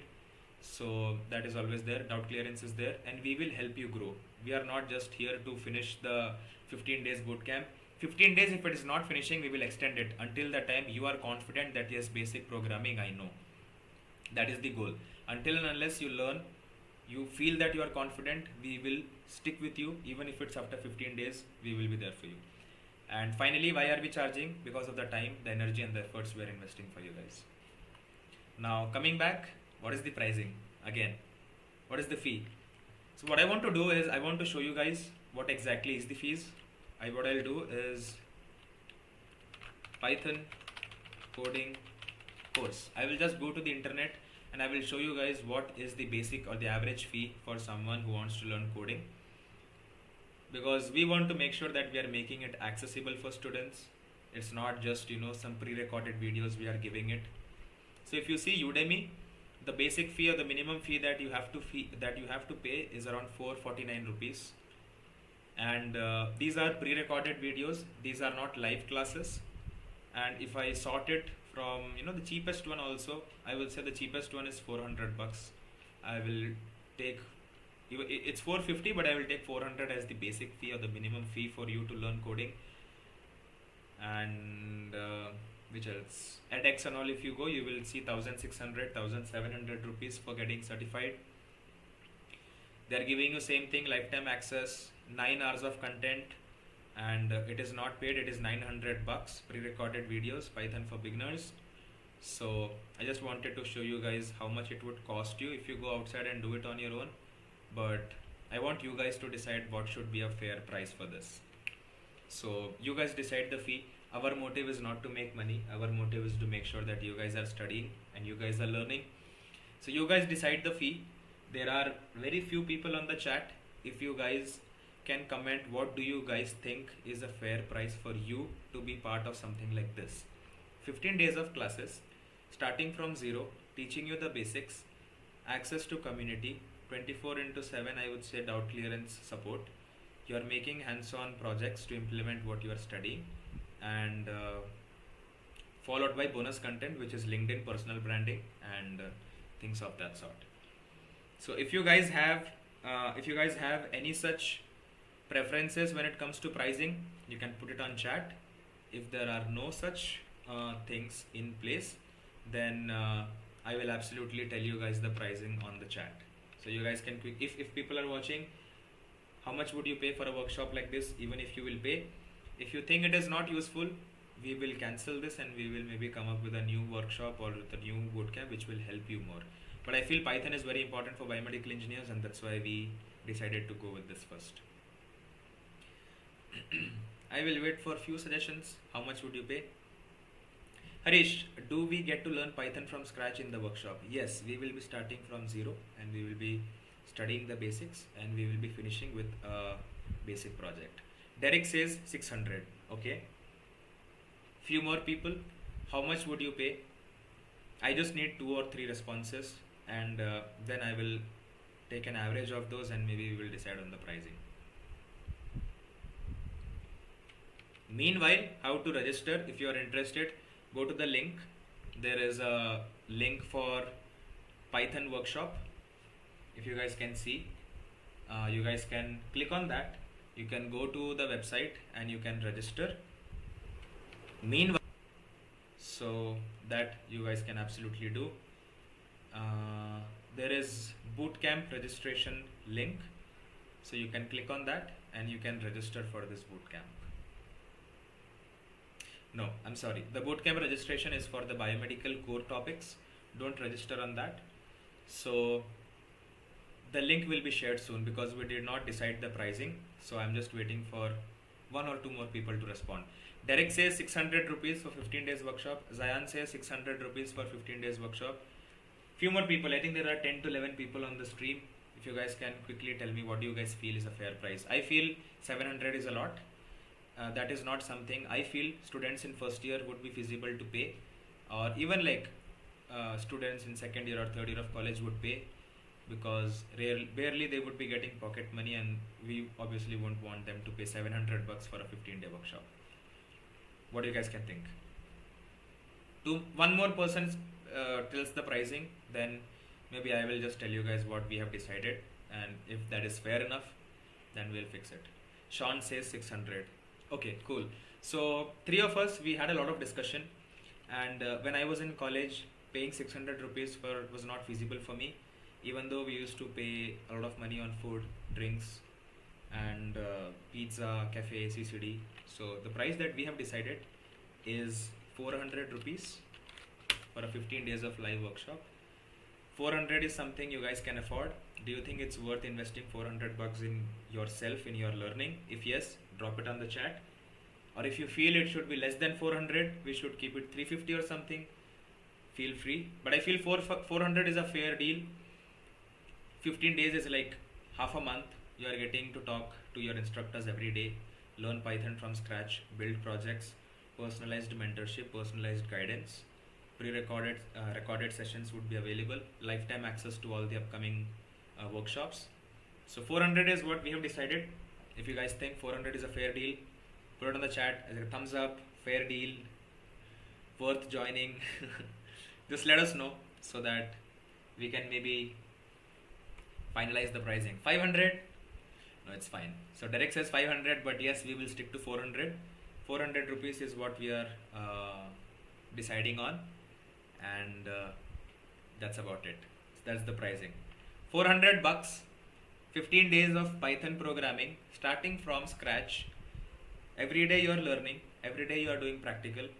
Post 15 days you will do a major project which can be considered as your mini project in college, and after that lifetime access to all the Python workshops. All the Python workshops, please note that you will get access to all the Python bootcamps and Python workshops that we will be conducting in the future.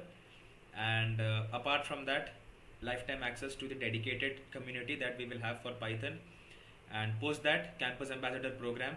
You will represent us in your college, and that will be as an internship. You will work with us. We will train you on different soft skills like public speaking, soft skill, leadership qualities, brainstorming, problem solving. All this you will be learning from me. I will be teaching you personally, so that you get absolutely free of cost. So that's about the workshop that I wanted to discuss with you all.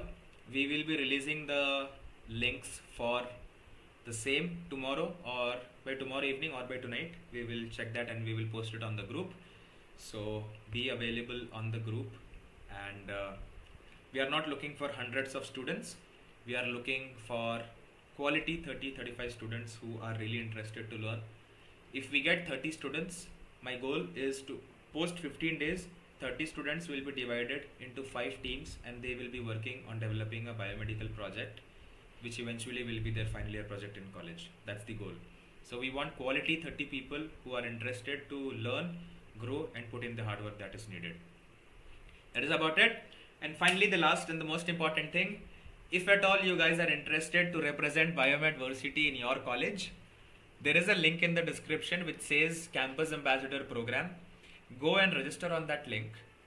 What is Campus Ambassador Program? Is basically, I cannot go to all the universities in India. Being a single person, it is very difficult for me.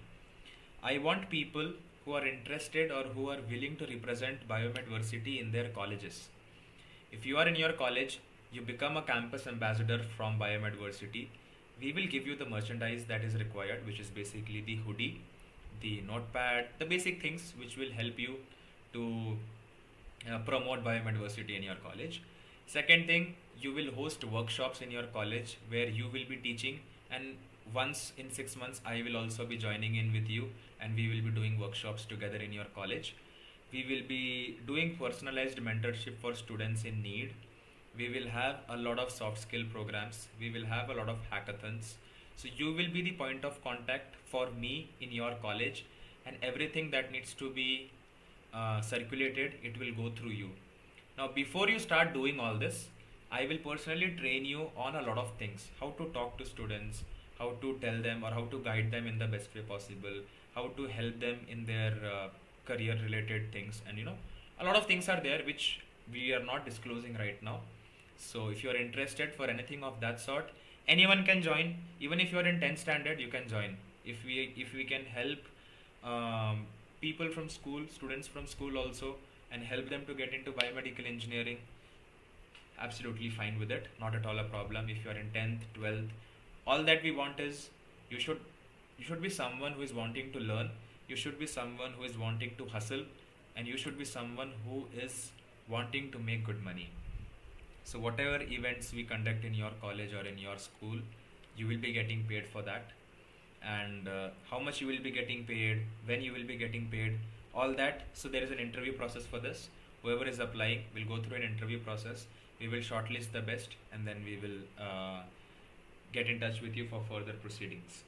Okay, so Campus Ambassador program is the one we would be starting from October. The registrations will be open till 20th of this month. Today is 9th, today is 8th. So 8th to... Cool.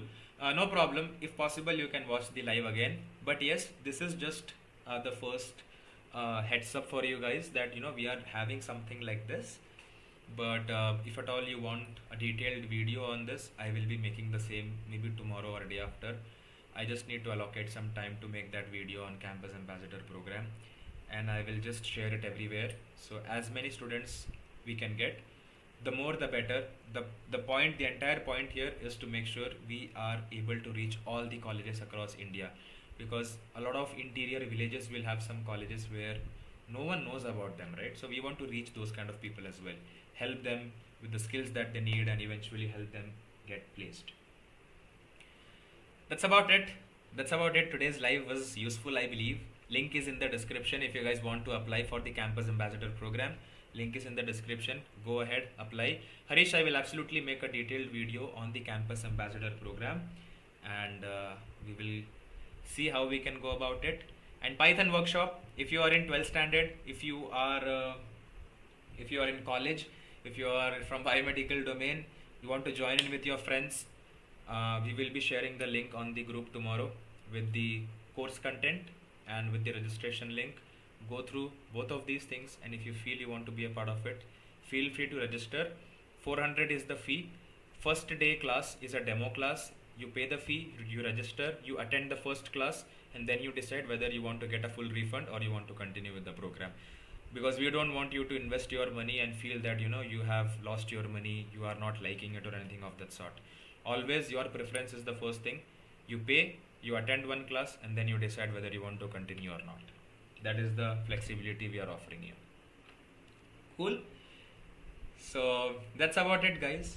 I will quickly come to the main screen, and if at all you guys have any questions for me, we can absolutely talk about some random shit, and we can end today's live. Before I go, I will play a lo-fi song for you, as I always play. So before that, any questions for me? Did you guys enjoy the session? Was the live useful? We streamed for 3 hours right now. It's like 10 more minutes and we will be done with 3 hours of live session, which is phenomenal. I didn't realize the time passed by. I think it was worth.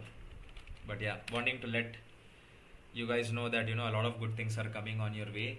Just be sure that you are interested to learn, explore new things, and pretty much go about it like that. Any other questions for me? Or anything you guys would like to share, anything you guys would like to talk about? More than happy. Random questions, anything? Any random question for me?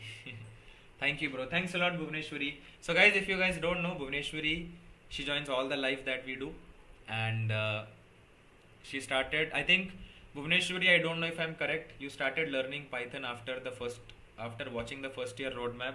I'm not sure. But if you are, then I'm happy that I was able to help you with that. And now she's here teaching Python to others. What else would you want? So I'm really proud of you, and I'm really grateful for you making this, taking this effort to teach others and make sure others are also learning with you. Derek says vlog. So yeah, a lot of people are telling me that I should start daily vlogs. But I don't know what I will show you guys. I'm just in the room, sitting, working, cooking, going for a walk, going to gym and things like that. So, if you guys think, I should start a vlog, then we'll do a poll and we'll see. Maybe like once we hit 3,000 subscribers, then we'll start. The next goal is 2,000.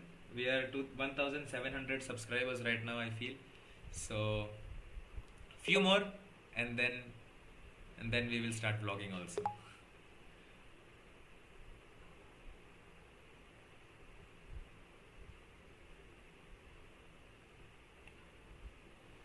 Sure. Anything else, guys? I think 3-4 people are still there on the live. If you guys have anything, let me know. If not, I will just play some lo-fi music. You guys can listen to it, and We'll meet next week then, next Sunday. But yeah, this week I will post 3 videos for you guys. One will be on online courses, second will be on gate preparation, and third will be on campus ambassador program. If you start, you will get more subs. Bro, but I should have time. I should have energy to do that. After my gym only, I will be dead, you know. So yeah, for sure, bro. I used to do vlogging during COVID time. Every day I used to post videos. Creating Biomedversity as a brand was always your plan, or did you go with the flow? So I am someone who always wanted to do an internship, and I wanted to do it in the biomedical field. Internship it seems. Entrepreneurship, the brain is not braining. So I wanted to do entrepreneurship, and I did 2 startups which failed drastically.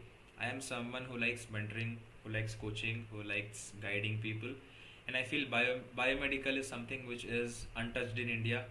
Don't A lot of people don't know about it, and maybe that's where I can come in, help students, help colleges, help biomedical companies hire the right talent, help the working professionals to switch companies, get better pay, what they should do for that. So yeah, and building virtual university, that is something which I thought about it few days back, and I think that's a really good deal. So that is like a long term vision. It's like someone sitting in interior village in India, he can just join Biomedversity as at a very minimal fee, right? 45,000 rupees for 4 years of your biomedical engineering program, and you're done with it and you get out with a good job. So making engineering accessible and making, you know, the education accessible to everyone is what the goal is, and we will reach there for sure. And yeah, already last week we were discussing, I will have a lot of hatred because I am dumping a lot of businesses. A lot of internship people are scamming students. They tell that, you pay us money and we will give you internship, never go for that. So I'm getting a lot of hates for that. But I feel if you do the good, then good will come to us, right? So that's the way. So to answer your question, no. I never thought it as a brand. So, but now, fortunately, now it is. So yeah.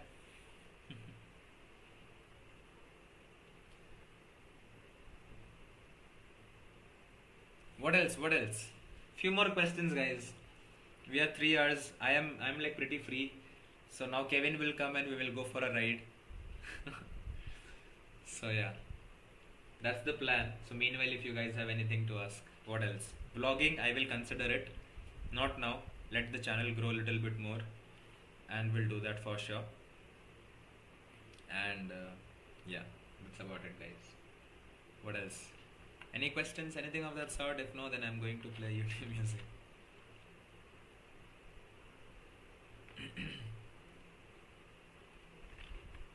When do you sleep? I sleep at 4:30 in the morning. That's why I'm wide awake right now. So my day just started, I would say.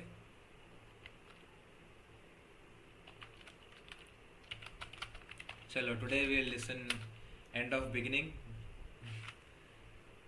So, like BiomedBro ended, BioCity started. So we will play that song and we will finish this live in the end. If you guys do not have any questions, I will wait for 2 more minutes. If you guys have anything to discuss, to ask, feel free. If not, then in 2 minutes I will end this live after the music. So you guys can absolutely ask anything that you want. More than happy to answer. Guys, should we do one YouTube live on the relationship scenario when you're in college? Me and Kevin can do it. What say? What do you guys think? Me and Kevin.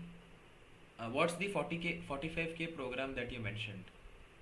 45? No, so I was telling, right now for engineering, you guys are paying 4 lakh, 5 lakh, 10 lakh, 20 lakh, 30 lakh rupees, right? To get degree from a college where you go from your home, you study in the hostel, you are not learning anything, you are studying useless things. We want to change that. So long run, the end goal is basically develop a virtual university for biomedical engineering. So we will only provide you the BTech degree in biomedical engineering at a fee of 45,000, 50,000 rupees. that is the goal, but I never know that whether doing in such a small amount is possible or not. But I always want to make sure that we try to do that. If we can, then I think education will be very much accessible to a lot of students in the interiors of India, or people who are struggling with finances to study and things like that. So that's there. What else? So that's the 45K program I'm telling. That is after 4 or 5 years, bro. I don't know even that will be possible or not, but we will try to do that. Got, yeah. Okay. So yeah, let me know. Me and Kevin, and talking about relationships, college life, relationships, life lessons. Let's do that in 2K subs. What say? 2K subscribers. We will have a session, like a completely off session from biomedical engineering. We just talk about life, confidence, low self-esteem, demotivation, lack of confidence, not feeling confident to go talk to people, how to become a better version of yourself, something like that. That also will include maybe relationship. And I will basically share my entire relationship story with you guys when we hit 10K. That's the story for 10K. It's worth listening. So yeah, that's there. Me and Kevin, we both will have a detailed relationship podcast on, the day we hit 10K. The day we hit 10K, I will come live. Afternoon, morning, whatever time it would be. As soon as we hit 10K, I will come on live and we will have that session. That's there. Sean T. Sujit. Sean is junior from my college. He's in final year right now. Yeah, it would be enjoyable. Do it ASAP. Bro, you will enjoy, but we will suffer. We will not suffer. We will enjoy telling it, but those memories will haunt them. But yeah, word 10K. We hit 10K. It's worth doing. See, these are the conversations I like. You guys don't talk about it. Also, guys, do you want? Last week I presented a session in my college for first years biomedical engineering students, a complete roadmap that is not similar to the YouTube video that you see. That is different. If you guys want, I will make a video and then I'll post it so that you guys can also watch it if needed. So let me know. More questions. If no more questions, then I'll stop. But if it's there, please ask. Random questions. Keep the random questions coming in.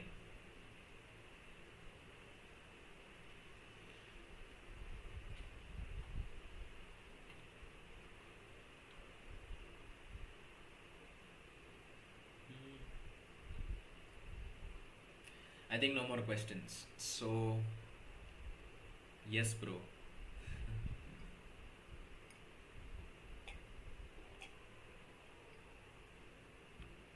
It would be thrilling. It would be thrilling to know all those heated topics.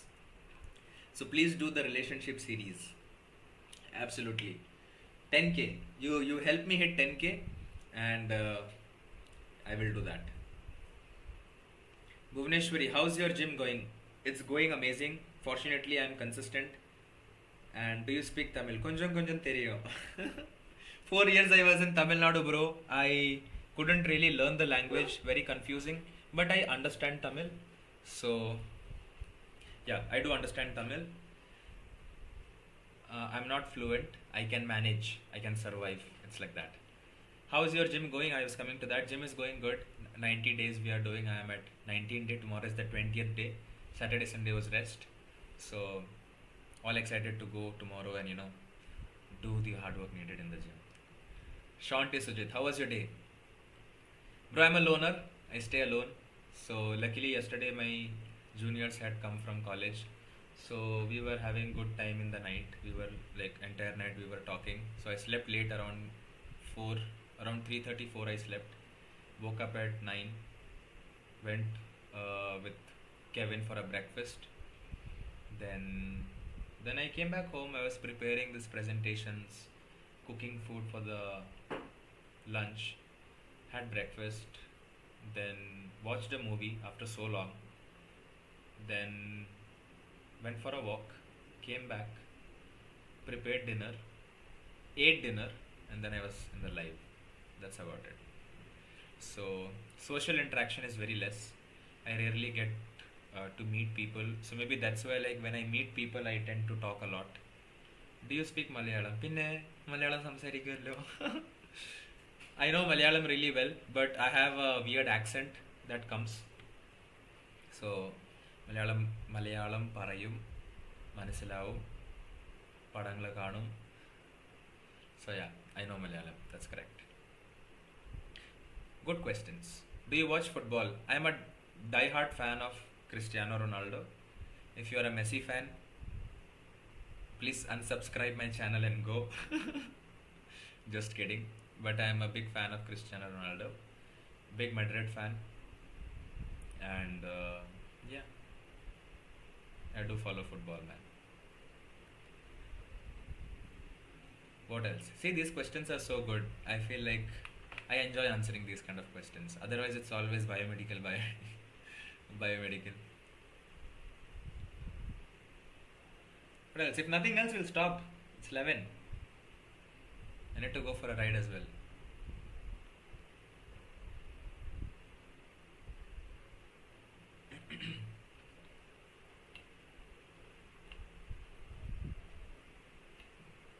Chalo then. I will finish this live and we will meet next Sunday.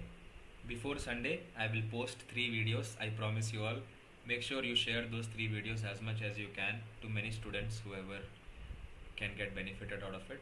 And share the WhatsApp community in your classroom. If you are a first year student, WhatsApp group would be there. Just share the WhatsApp group link. Tell all your friends to join. They will actually get a lot of insights and information from there. What movie did you watch recently? I watched this movie called Atom today. It's a Malayalam movie. It was quite good. And I watched one more movie, which is Kill. So I watched 2 movies, Atom and Kill. Kill was very brutal, violence, but Atom was a good movie. It is a movie based on like whenever a woman is assaulted or threatened or anything of that sort, how the society takes when she speaks about it, how the society takes it. And it's a must-watch movie. IMDb, it's like 8.2 out of 10. So it's a really good movie, I would say. You can watch it if you want to. So Atom and Kill, 2 movies is what I saw. There you go. What else?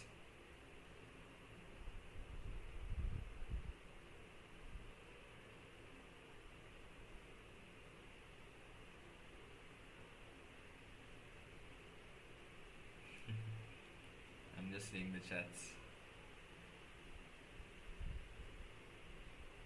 Shalom, cool guys. I will just play a quick music for you guys. Once that music finishes, the live will end.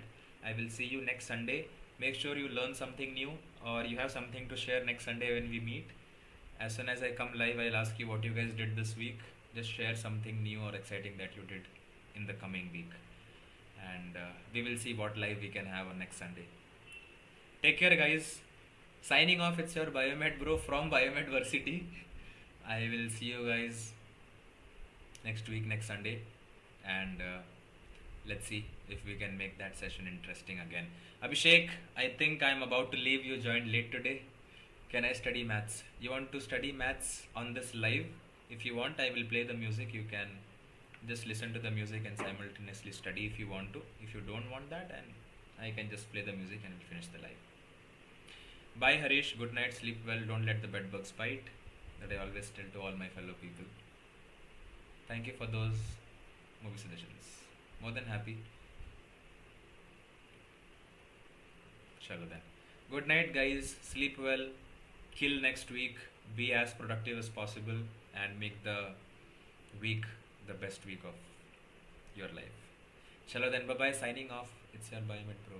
Bye bye.